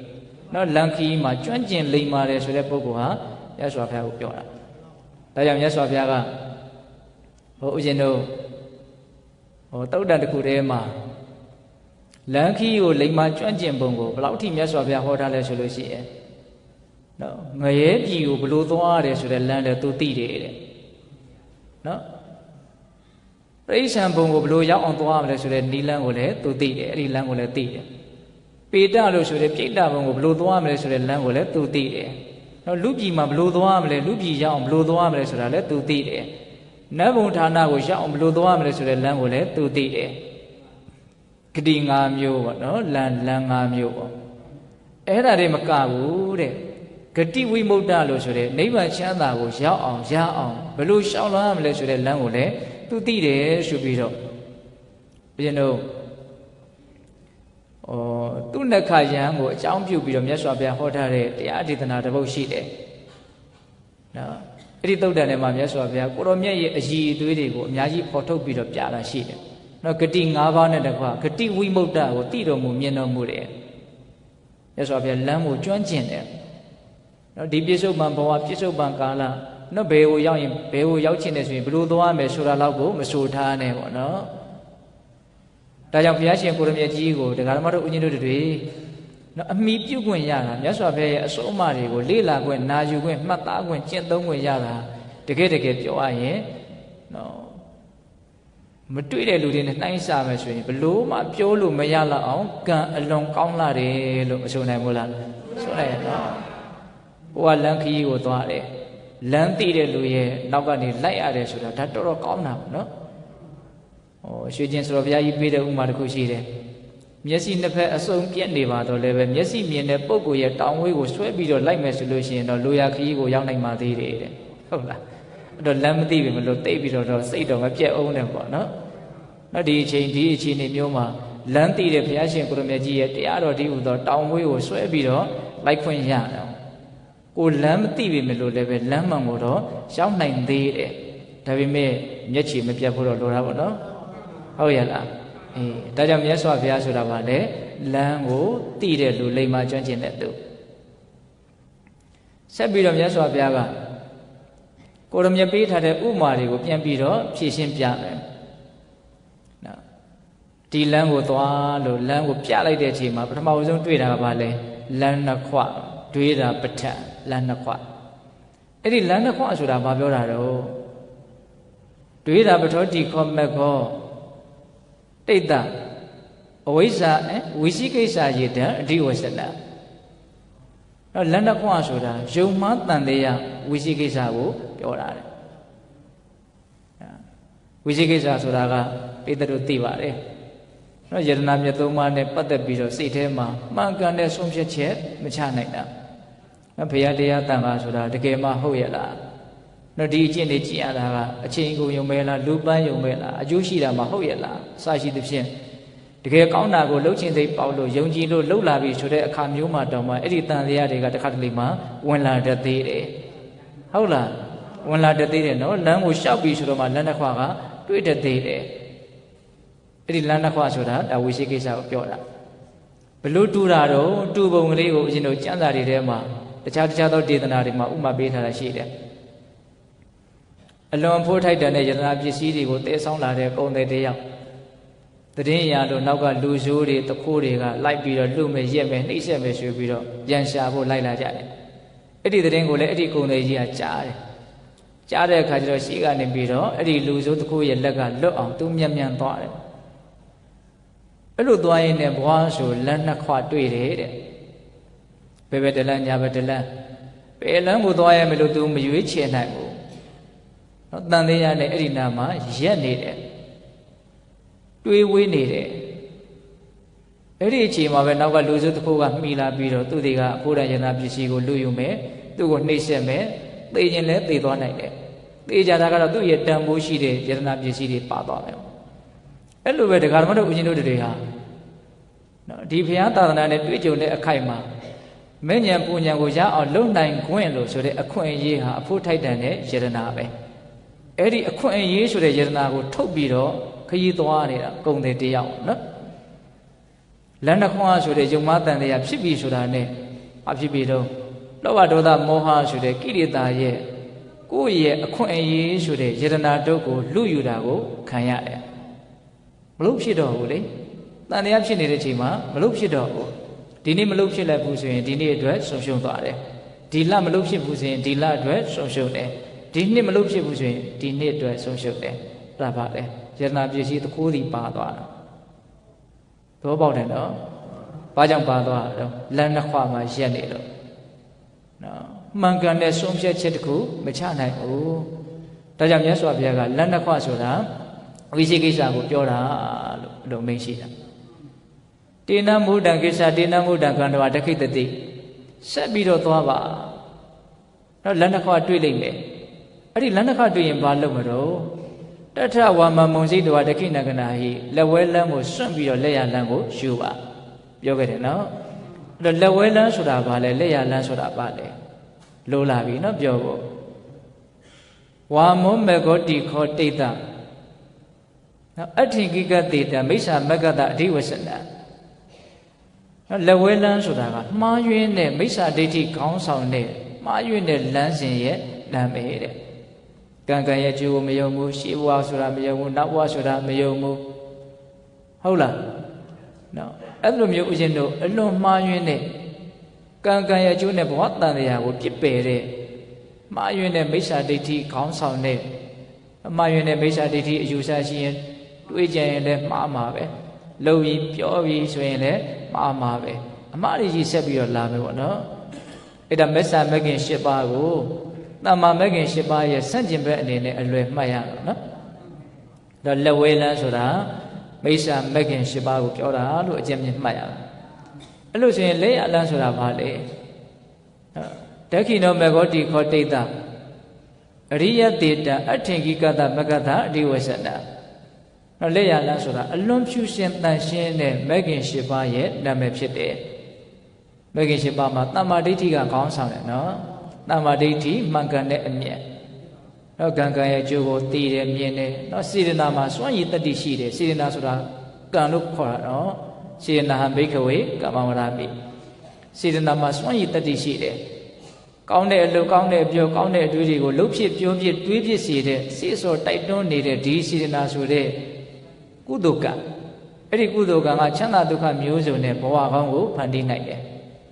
မကောင်းတဲ့အလုပ်မကောင်းတဲ့အပြောမကောင်းတဲ့အတွေးတွေကိုလှုပ်ဖြစ်ပြောဖြစ်တွေးဖြစ်စေနေတဲ့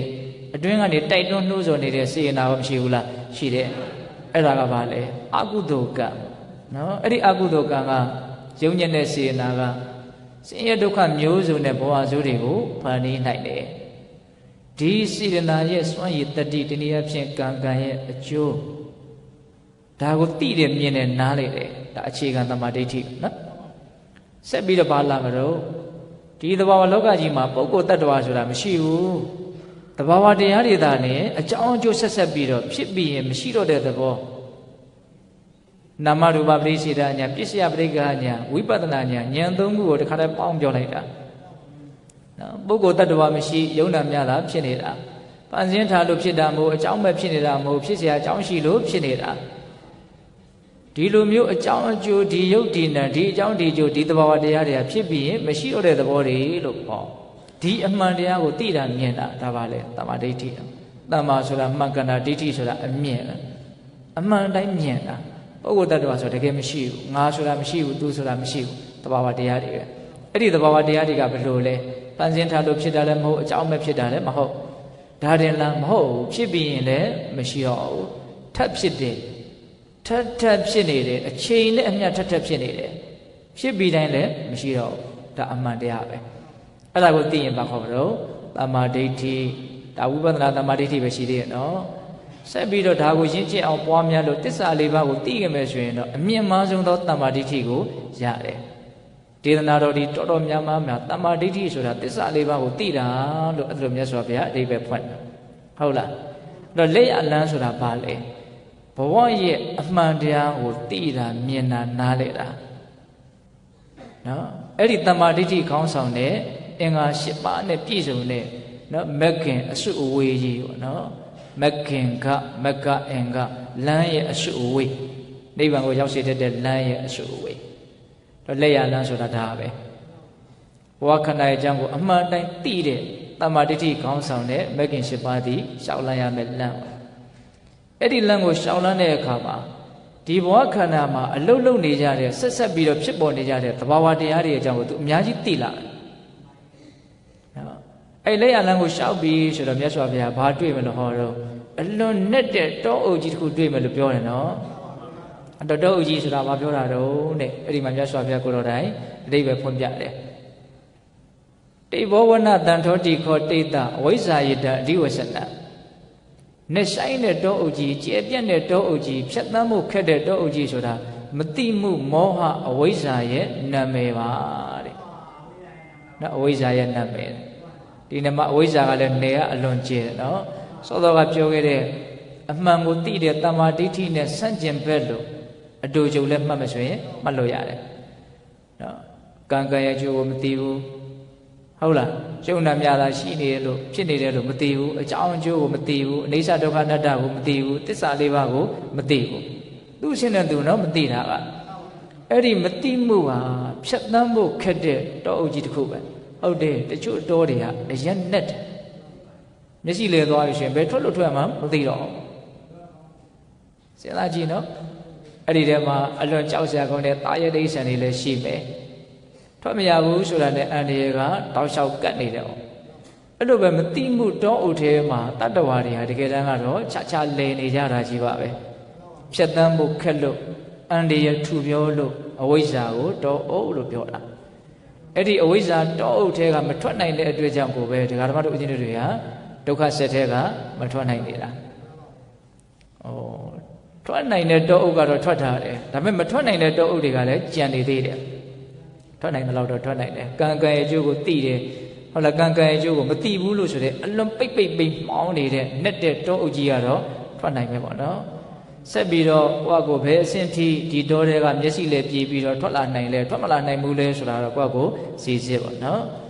ဒီမှာမှတ်သားရမှာကပြောစရာအကြောင်းအရာတွေကများတဲ့အတွက်ကြောင့်အသေးစိတ်ကြီးအများကြီးတော့မပြောနိုင်ဘူးဟုတ်လားအဲ့တော့မသိမှုအဝိဇ္ဇာကိုဖြတ်သန်းဖို့ခက်တဲ့အန္တရာယ်ထူပြောတဲ့နဲ့ဆိုင်တဲ့မျက်စိလဲစရာအလွန်ကောင်းတဲ့တောအုပ်ကြီးနဲ့ဥမာပေးတယ်ဆိုတာလေးကိုတော့စွဲသေးခြင်းနဲ့ကိုယ်ပိုင်ဉာဏ်နဲ့လည်းချက်ပြီးတော့ဒေသနာတွေကိုအရာသာခံတတ်ဖို့လိုတယ်နော်အေးအဲ့ဒီမတိမှုတောအုပ်ကိုဖြတ်သန်းပြီးတော့ဆက်သွားမယ်ဆိုလို့ရှိရင်ဘာဆက်တွေ့မလို့ပြောတော့ရွှဲညွန်ပြင်းကြီးတဲ့မဟန္တနေနပန်လလနော်နင်းပြီးလို့ရှိရင်တခါလဲကျုံဝင်ပြီးတော့ပြန်ဆွဲနှုတ်ဖို့အလွန်ခက်တဲ့တချို့တူဆန်းဆန်းနော်တောအုပ်ကြီးတွေဘာကြီးတွေမှာကတ်ညှိတဲ့ဆွဲနှုတ်ဖို့အလွန်ခက်တဲ့ရွှွညွန်တွေရှိတယ်နေရင်ယုံလို့မရတော့အန္တရာယ်အလွန်ကြီးတယ်ပေါ့နော်အဲ့ဒီတောအုပ်ကအဲ့ဒီရွှွညွန်ကသေးသေးလားဆိုတော့လည်းမဟုတ်ဘူးမဟန္တအကြီးကြီးတဲ့နော်အလွန်ကြီးတဲ့ရွှွညွန်ပြင်းကြီးတဲ့အဲ့ဒါဘာကိုပြောတာလဲဆိုတော့ကာမာနမေတံအဓိဝဆနနော်မဟန္တ နေနပါလလဒီခောတိတ်တာကာမနာမေတ္တဒီဝဆနာအလွန်ကြီးတဲ့ရွှံ့ညွန်ခြင်းဆိုတာကာမရဲ့နာမည်တဲ့ဒီနေမှာကာမဆိုတာက2မျိုးရှိတယ်ဝိထုကာမကိလေသာကာမလို့2မျိုးရှိတယ်နော်ဝိထုကာမကိလေသာကာမလို့ပြောတဲ့နေရာမှာဝိထုကာမကိုအရင်ရှင်းရမယ်ဝိထုကာမဆိုတာကလူချင်းစရာမက်မောစရာကောင်းတဲ့အစင်းမျိုးစုံနော်ကြည်ကျင်စရာကောင်းတဲ့အစင်းနားထောင်ခြင်းစရာကောင်းတဲ့အတန်နမ်းရှူခြင်းစရာကောင်းတဲ့အနတ်စားတောက်ခြင်းစရာကောင်းတဲ့အရသာတွေ့ထိခြင်းစရာကောင်းတဲ့အတွေ့အထိအားမျိုးအဲ့ဒါကိုဝိထုကာမလို့ခေါ်တယ်နော်ကိလေသာကာမဆိုတာကအဲ့ဒီလူချင်းနှစ်သက်စရာကောင်းတဲ့အဲ့ဒီဝိထုကာမရဲ့ပုံမှာတွေ့တမက်မောတဲ့လောဘကိုကိလေသာကာမလို့ခေါ်တာဟုတ်လားလူချင်းစရာကောင်းတာတွေနဲ့လူချင်းတတ်တဲ့သဘာဝပေါ့နော်ဒါကိုကာမလို့ပြောတာဟုတ်တယ်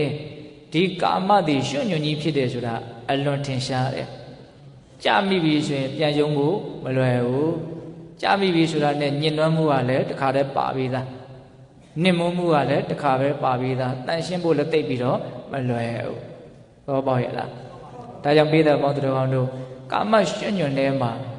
နော်ညစ်ပေမှုနဲ့နှိမ့်မမှုနဲ့နေကြရတဲ့ကိုယ့်ရဲ့အနေထားမှန်ကိုသိပြီးတော့မြတ်စွာဘုရားကကာမကိုရွှံ့ညွန်မြင်ကြီးလို့ခေါ်တာအလွန်မှန်တာပဲဆိုတာလေးကိုခံစားတတ်ဖို့လိုတယ်ရွှံ့ညွန်ကအကြီးကြီးဆိုတော့တဖြည်းဖြည်းနဲ့နေရင်သူကနောက်ဆုံးအသက်ဆုံးသည့်အထိမြုပ်သွားသည့်အထိနစ်သွားနိုင်တဲ့ရွှံ့ညွန်မျိုးကိုပြောတာနော်နောက်အပေါ်ရမျိုးရွှံ့ကတုတ်လိုက်လို့ရှိရင်တောက်လျှောက်ပြောင်းသွားပြီးတော့နောက်ချီချင်းဝက်လောက်နစ်တဲ့ရွှံ့ညွန်လောက်ကိုဆိုတာမဟုတ်အန်ဒီအလွန်ကြီးတဲ့ရွှံ့ညွန်ခြင်းကြီးလို့ပြောတာဟုတ်လား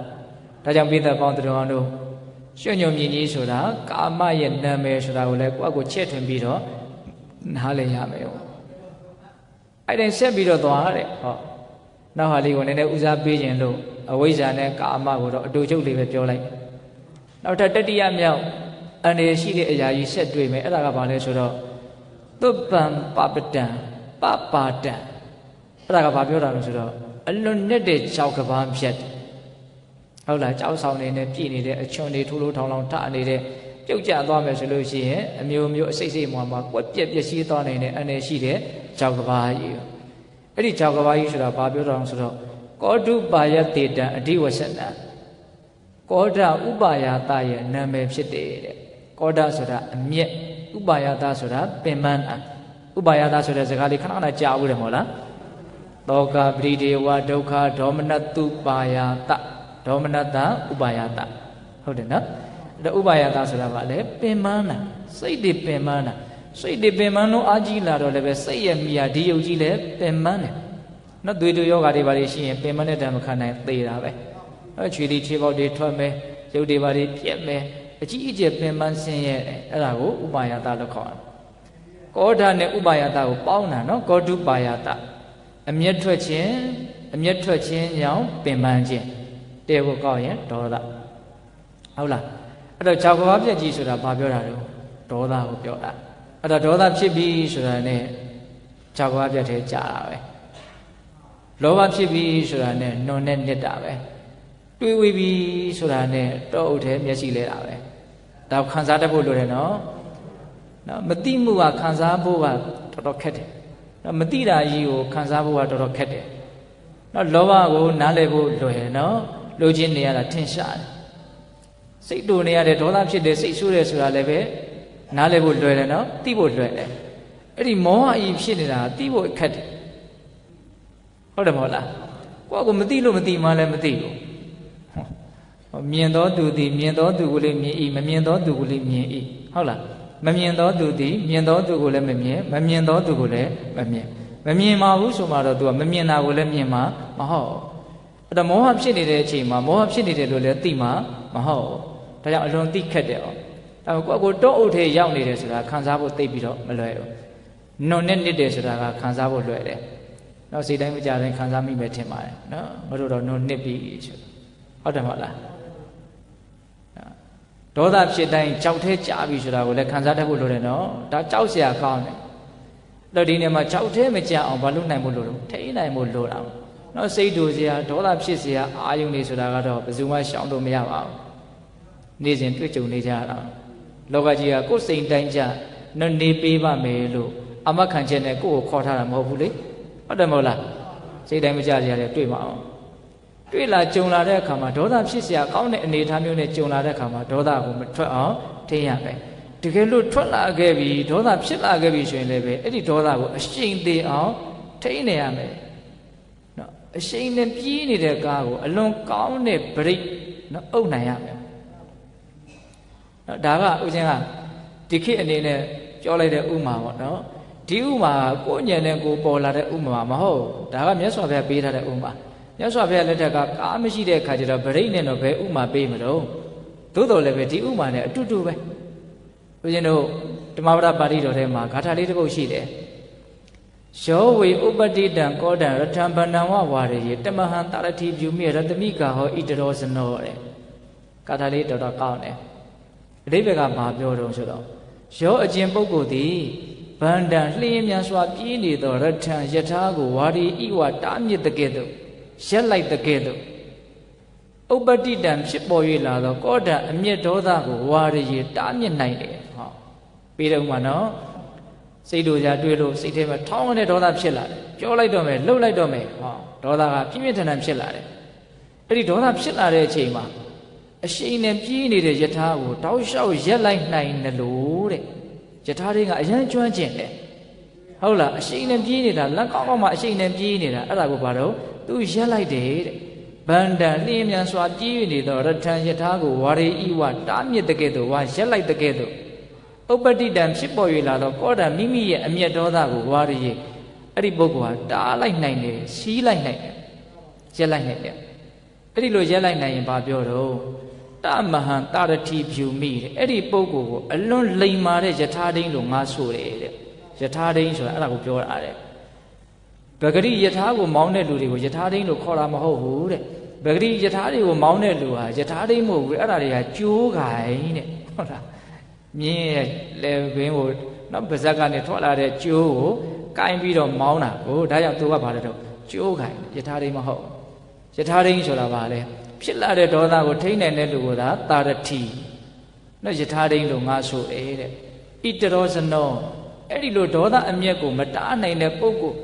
နော်တားနိုင်တဲ့ပုဂ္ဂိုလ်ကလွဲလို့ကျန်တဲ့မတားနိုင်တဲ့ပုဂ္ဂိုလ်တွေတနည်းအားဖြင့်တာမန်ယထာတွေကိုမောင်းနေတဲ့ပုဂ္ဂိုလ်တွေကတော့ရတမိကာဟောကျိုးကင်မြတာဖြစ်တယ်လို့ယထာဘောထိုင်နေတိုင်းယထာတွေမဟုတ်ဘူးနော်အမျက်ဒေါသကိုထိန်းနိုင်မှာပါလေယထာတွေအဲ့တော့ဒီနေ့မှာဦးဇင်းတို့ဥမာလေးကိုကြည်ကြပြန့်ပြန့်တွေးကြည့်ပေါ့နော်ကိုယ့်ရဲ့ဘဝကလည်းတကယ်တမ်းကတော့ယထာတစ်စင်းလို့သွားနေတာဘဝလမ်းကြောင်းပေါ်မှာဟုတ်လားအရှိန်နဲ့သွားနေတယ်နော်အဲ့တော့ဒေါသဖြစ်စရာကြုံလာပြီဆိုရင်အဲ့ဒီအရှိန်နဲ့သွားနေတဲ့ရှားကိုမထိန်းနိုင်ဘူးဆိုကြပါစို့အဲ့လိုဆိုရင်ဘာဖြစ်မလို့အန္တရာယ်ကြောက်ထဲကြမယ်ပေါ့နော်ဟုတ်တယ်မဟုတ်လားကြောက်ထဲကြမယ်နော်မထိန်းနိုင်ဘူးဆိုရင်တိုက်ဆရာရှိတာဝင်တိုက်မယ်အခုကားတွေဘာတွေဘရိတ်ပေါက်တယ်ဘိန်းတွေဘာတွေပေါက်တယ်ဒါမှမဟုတ်အိမ်ငိုင်းတွေတခုသုံးတစ်ခုသောအကြောင်းကြောင့်ကိုယ့်ရဲ့ကားကိုမထိန်းလိုက်နိုင်ဘူးမသိမ်းလိုက်နိုင်ဘူးဆိုရင်ဘာဖြစ်မလို့အန္တရာယ်ဖြစ်တယ်ကားမောင်းတဲ့လူတွေအန္တရာယ်ဖြစ်တာမဟုတ်ဘူးနော်ကားပေါ်ရှိလာတဲ့လူတွေလည်းအန္တရာယ်ဖြစ်တယ်အဲ့လိုပဲအိမ်တဲ့အိမ်မှာအထူးသဖြင့်အိမ်တော်ဦးစီးကိုယ့်ရဲ့အမျက်ဒေါသကိုမထိန်းနိုင်ဘူးသိမ်းနိုင်ဘူးဆိုရင်ကျန်တဲ့လူတွေပါစိတ်ဆင်းရအောင်ဒါကဥမာကိုကြည်ကြပြန့်ပြန့်စဉ်းစားကြည့်ဖို့ပြောတာနော်ဒေါသထွက်လို့အမျက်ရောက်သေးကိုကြားပြီဆိုရင်နော်ကိုယ်တည်းမကဘူးကိုယ်နဲ့နီးစပ်ရထိစပ်ရလူတွေပါဆင်းရဲကြတယ်ပို့လောက်များတယ်ဒါကြောင့်ပိဿပေါင်းသူတော်ကောင်းတို့ယထာဒိဋ္ဌိဖြစ်အောင်ကြောက်သေးမကြအောင်ကိုယ်စိတ်ကိုဒေါသမဖြစ်အောင်တကယ်လို့ဖြစ်လာခဲ့သည်ရှိတော့ရက်တတ်နိုင်အောင်ကြိုးစားဖို့မလိုဘူးလားပြောရနော်ရက်တတ်နိုင်မှုဆိုလို့ရှိရင်အကြီးကျယ်တဲ့မှားယွင်းမှုတွေအထိ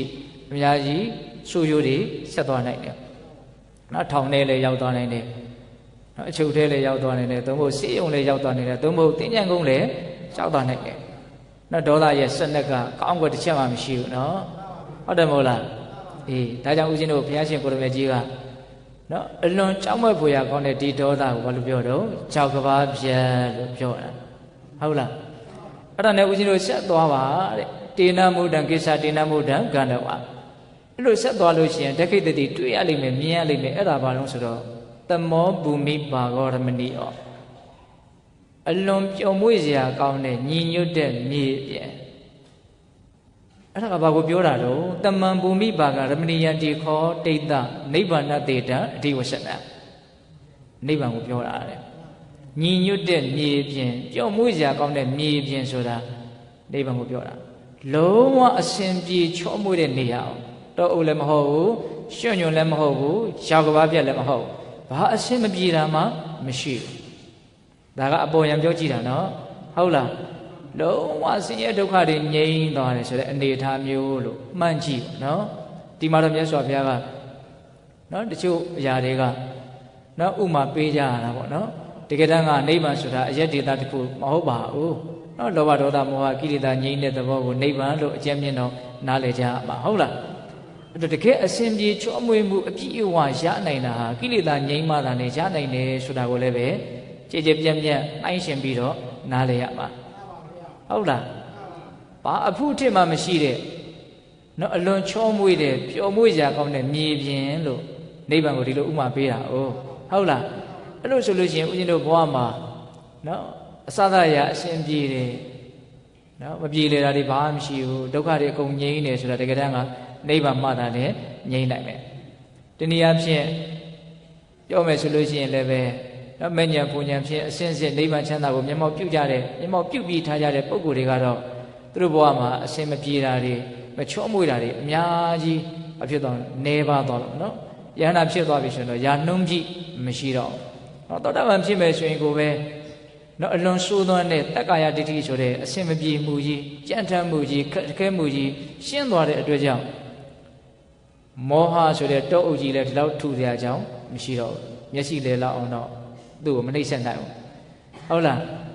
ကာမဆိုတဲ့ရွှွညွန်ကလည်းအပေပုံထိရောက်အောင်တော့ဆွဲချလောက်အောင်သူ့ကိုနှစ်သက်နိုင်မှာမဟုတ်ဘူးလောဘဆိုတဲ့ကြောက်ကဘာပြက်ကလည်းပဲငရဲကြအောင်တော့သူ့ကိုချနိုင်မှာမဟုတ်ဘူးအပေါ်ယံလောက်ပဲဆင်းရဲပဲကြံပဲပေါ့ဟုတ်တယ်မဟုတ်လားဒါကြောင့်ပေးတဲ့ပေါင်းသူတော်ကောင်းတို့နိဗ္ဗာန်ချမ်းသာကိုမျက်မှောက်ပြုနိုင်ကြတဲ့အရိယာပုဂ္ဂိုလ်ရဲ့ဘဝကတော့ဘာဖြစ်သွားတော့တာယာချောမွေ့သွားတယ်တရားဓမ္မတို့ဦးဇင်းတို့ပုထုဇဉ်တွေနိဗ္ဗာန်ချမ်းသာကိုတခါဘူးမှမျက်မှောက်မပြုရသေးတဲ့ပုဂ္ဂိုလ်မှာတော့နောက်တော့ဥထဲလေကောင်းလေမယ်သို့မဟုတ်ရွှွညွန်နဲ့နေကောင်းနေမယ်သို့မဟုတ်ကြောက်သေးကြားကောင်းကြမယ်နော်ဒီသုံးခုကစဉ်းစားကြည့်မယ်ဆိုလို့ရှိရင်အလွန်ကိုပဲနော်တဘာဝကြတဲ့ဟတ်မိတဲ့ဥမာလေးတွေလို့ဆိုနိုင်မို့လားမတိမှုကိုတောအုပ်နဲ့ဥမာပေးတာကာမကိုရွှွညွန်နဲ့ဥမာပေးတာဒေါသကို၆ကဘာနဲ့ဥမာပေးတာဘလောက်ထိပိုင်နိုင်မြတ်စွာဘုရားဟောပြတော်မူနိုင်လေဆိုတာမထင်ရှားဘူးလားထင်ရှားတယ်နော်အဲ့တော့ဦးဇင်းတို့အခုပြောသွားတဲ့စကားတွေထဲမှာနော်ဦးဇင်းတို့စိတ်ကူဦးဇင်းတို့ရဲ့အာဘောဘာမှမပါဘူးနော်ဒါမြတ်စွာဘုရားဟောပြတာကိုပဲနော်ဒါယူပဲပြောသွားတာပါဟုတ်လားဒါပေမဲ့စဉ်းစားပုံစဉ်းစားနည်းလေးတွေကိုတော့ကိုစဉ်းစားမိတာလေးတွေကိုတော့ထည့်ပြီးတော့ပြောဖြစ်တယ်ပေါ့နိဗ္ဗာန်ရောက်ပြီဆိုတော့ဒါတရားကဆုံးတယ်ပေါ့နိဗ္ဗာန်ရောက်လို့ရှိရင်တရားဆုံးတာပဲလေဟုတ်လားအေးအခုလည်းပဲဦးဇင်းတို့မြတ်စွာဘုရားကညီညွတ်တဲ့မြေပြင်ဆိုတာနိဗ္ဗာန်ချမ်းသာကိုပြောတာလို့အဲ့ဒီဥမာလေးလည်းပေးလဲပြီးရောနော်ဒီညီတော်ဖြစ်တဲ့တိတ်တကိုသာသနာမှာပျော်မွေ့ဒါအလွန်ကောင်းတဲ့ကျင့်စဉ်တွေကိုကျင့်ဖို့အတွက်အခွင့်အရေးရှိတဲ့အလွန်မမြတ်တဲ့နေရာဖြစ်တဲ့ပျော်မွေ့ပါလို့မြတ်စွာဘုရားအဲ့လိုသူ့ကိုနားချတော့သူဘာဖြစ်သွားဆိုတော့နော်ပျော်မွေ့နဲ့သာသနာပေါ်မှာချမ်းချမ်းသာသာနေသွားတာပေါ့နောက်တော့ယန္တာဖြစ်တာပါပဲအဲ့တော့ဦးဇင်းတို့ဒီသုတ်တန်လေးကိုပြန်ပြီးတော့စီစစ်ကြည့်မယ်နော်နှစ်ပိုင်းတွေ့ရတယ်ဟုတ်လားပထမတစ်ပိုင်းကလည်းပဲအလွန်စဉ်းစားစရာကောင်းတယ်လို့ထင်တယ်နော်ကိုယ်မှာပြဿနာတွေရှိတယ်မရှင်းရသေးဘူးဘယ်လိုရှင်းရမလဲအဲ့ဒီပြဿနာဘာကြောင့်ဖြစ်နေတာလဲဦးဇင်းကတော့အဲ့လိုနားလေတယ်အဲ့ဒီဥစ္စာကိုနော်ကိုယ်ခန္ဓာရဲ့ပုံမှာအထူးသဖြင့်ကိုယ်ခန္ဓာကိုပဲပြောလိုက်မယ်နော်သူတစ်ပါးခန္ဓာလည်းပါတယ်ဒီဘဝခန္ဓာရဲ့ပုံမှာတွေ့တာမမောမှုမကင်းကြတဲ့ပုဂ္ဂိုလ်တွေဟာဒီဘဝခန္ဓာပြည့်စည်ပြီဆိုတာနဲ့သေချာပေါင်းစိုးရင်ရလိမ့်မယ်ငိုကြွေးရလိမ့်မယ်ကိုယ်ဆင်းရဲစိတ်ဆင်းရဲဖြစ်ရလိမ့်မယ်ပြင်းစွာပင်ပန်းမှုဖြစ်ရလိမ့်မယ်ဒါနိယာမနော်ဘဝခန္ဓာရဲ့ပုံမှာဆွဲလန်းမမောမှုကင်းကြတဲ့ပုဂ္ဂိုလ်တွေကတော့ဘဝခန္ဓာပြည့်စည်တဲ့အချိန်မှာဘာမှဆင်းရဲဒုက္ခကြုံရကြအောင်မရှိဘူးဒါလည်းနိယာမအဲ့လိုဆိုရင်ဒုက္ခဘာကြောင့်ဖြစ်တုံးဆင်းရဲမှုဘာကြောင့်ဖြစ်တုံးဆိုရင်အဖြေပေါ်တယ်လောဘကြောင့်ဖြစ်တယ်လောဘကိုအဲ့ဒီမှာဘယ်နှမျိုးလောက်တောင်ပြောထားတော့ပရိယေ6မျိုးလောက်တောင်ပြောထားတယ်နော်ရာဂရဲ့သန္တာရဲ့ပေမရဲ့ပိပါဒရဲ့ပရိလာဟရဲ့တဏှာရဲ့ 6မျိုးပြောတယ်ပြန်မပြောတော့ဘူးနော်အေးအဲ့ဒါလို့ဆိုလို့ရှိရင်ဒီလောဘမကင်းလို့ရှိရင်ဒုက္ခရောက်မယ်ဆိုတာကိုအလုံးနားလဲလေတယ်လက်ခံကြတော့နော်လောဘလည်းရှိနေတယ်ပျက်စီးတဲ့အချိန်မှာဒုက္ခရောက်မယ်အဲ့တော့ပျက်စီးမှုကတော့တပြားသားမှ तू ကနောက်လျှော့မှာမဟုတ်ဘူးအချိန်ကြရင်ပျက်စီးမယ်အခုလည်းပဲတကယ်တမ်းကပျက်စီးနေတာပါပဲဟုတ်လားအဲ့ဒီပျက်စီးမှုကြုံလာတဲ့အချိန်မှာဒုက္ခမရောက်အောင်လောဘကိုနေအောင်လုပ်ရမယ်အဲ့လို့ရှိရင်လောဘနေအောင်ဘယ်လိုလုပ်ရမလို့နီလန်းဘယ်လိုပေးတော့အနိစ္စကိုမြင်ရမယ်လို့အဲ့ဒီမှာဆက်ဟောတာနော်အမှန်သိရင်လိုချင်မှုဆိုတာရက်ဆိုင်သွားမှာပေါင်းဆိုအမှန်ကမကောင်းတာကြီးဖြစ်နေလို့ကိုယ်ကကောင်းနေထင်လို့ဒါလောဘဖြစ်နေရတာဟုတ်လားအဲ့လို့ဆိုရင်ဒီမတည်မြဲတဲ့အနေစာကိုသိအောင်မြင်အောင်ဘယ်လိုကြိုးစားမလို့မေးရင်ဖြစ်တိုင်းသိပြီးတော့နေတဲ့နေလို့ဆိုတဲ့တတိပဋ္ဌာန်ဘာဝနာကိုကြိုးစားရမယ်ဒါပထမပိုင်းမှာပြောခဲ့တဲ့စကားတွေအနှစ်ချုပ်ပဲဟုတ်လားနောက်ပိုင်းကျတော့ဥမာဥပယနဲ့ပြောလားပြောတယ်လမ်းသိတဲ့လူရဲ့လမ်းမသိတဲ့လူရဲ့လို့လူနှမျိုးရှိတယ်လမ်းသိတဲ့လူကိုလမ်းမသိတဲ့လူကလမ်းမေးတော့လမ်းပြောတယ်ဒါလမ်းပဲဆက်ရှောက်မယ်ဆိုလို့ရှိရင်လမ်းတစ်ခွတွေ့ပဲလမ်းတစ်ခွဆိုတာဝိရှိကိစ္စအယုံမတန်တရားလက်ဝဲလမ်းကိုရှင်းပြီးတော့လက်ရလမ်းကိုလိုက်ပါလက်ဝဲလမ်းဆိုဒီမှာမိစ္ဆာမဲ့ခင်၈ပါးလက်ရလမ်းဆိုဒီမှာတမ္မာမဲ့ခင်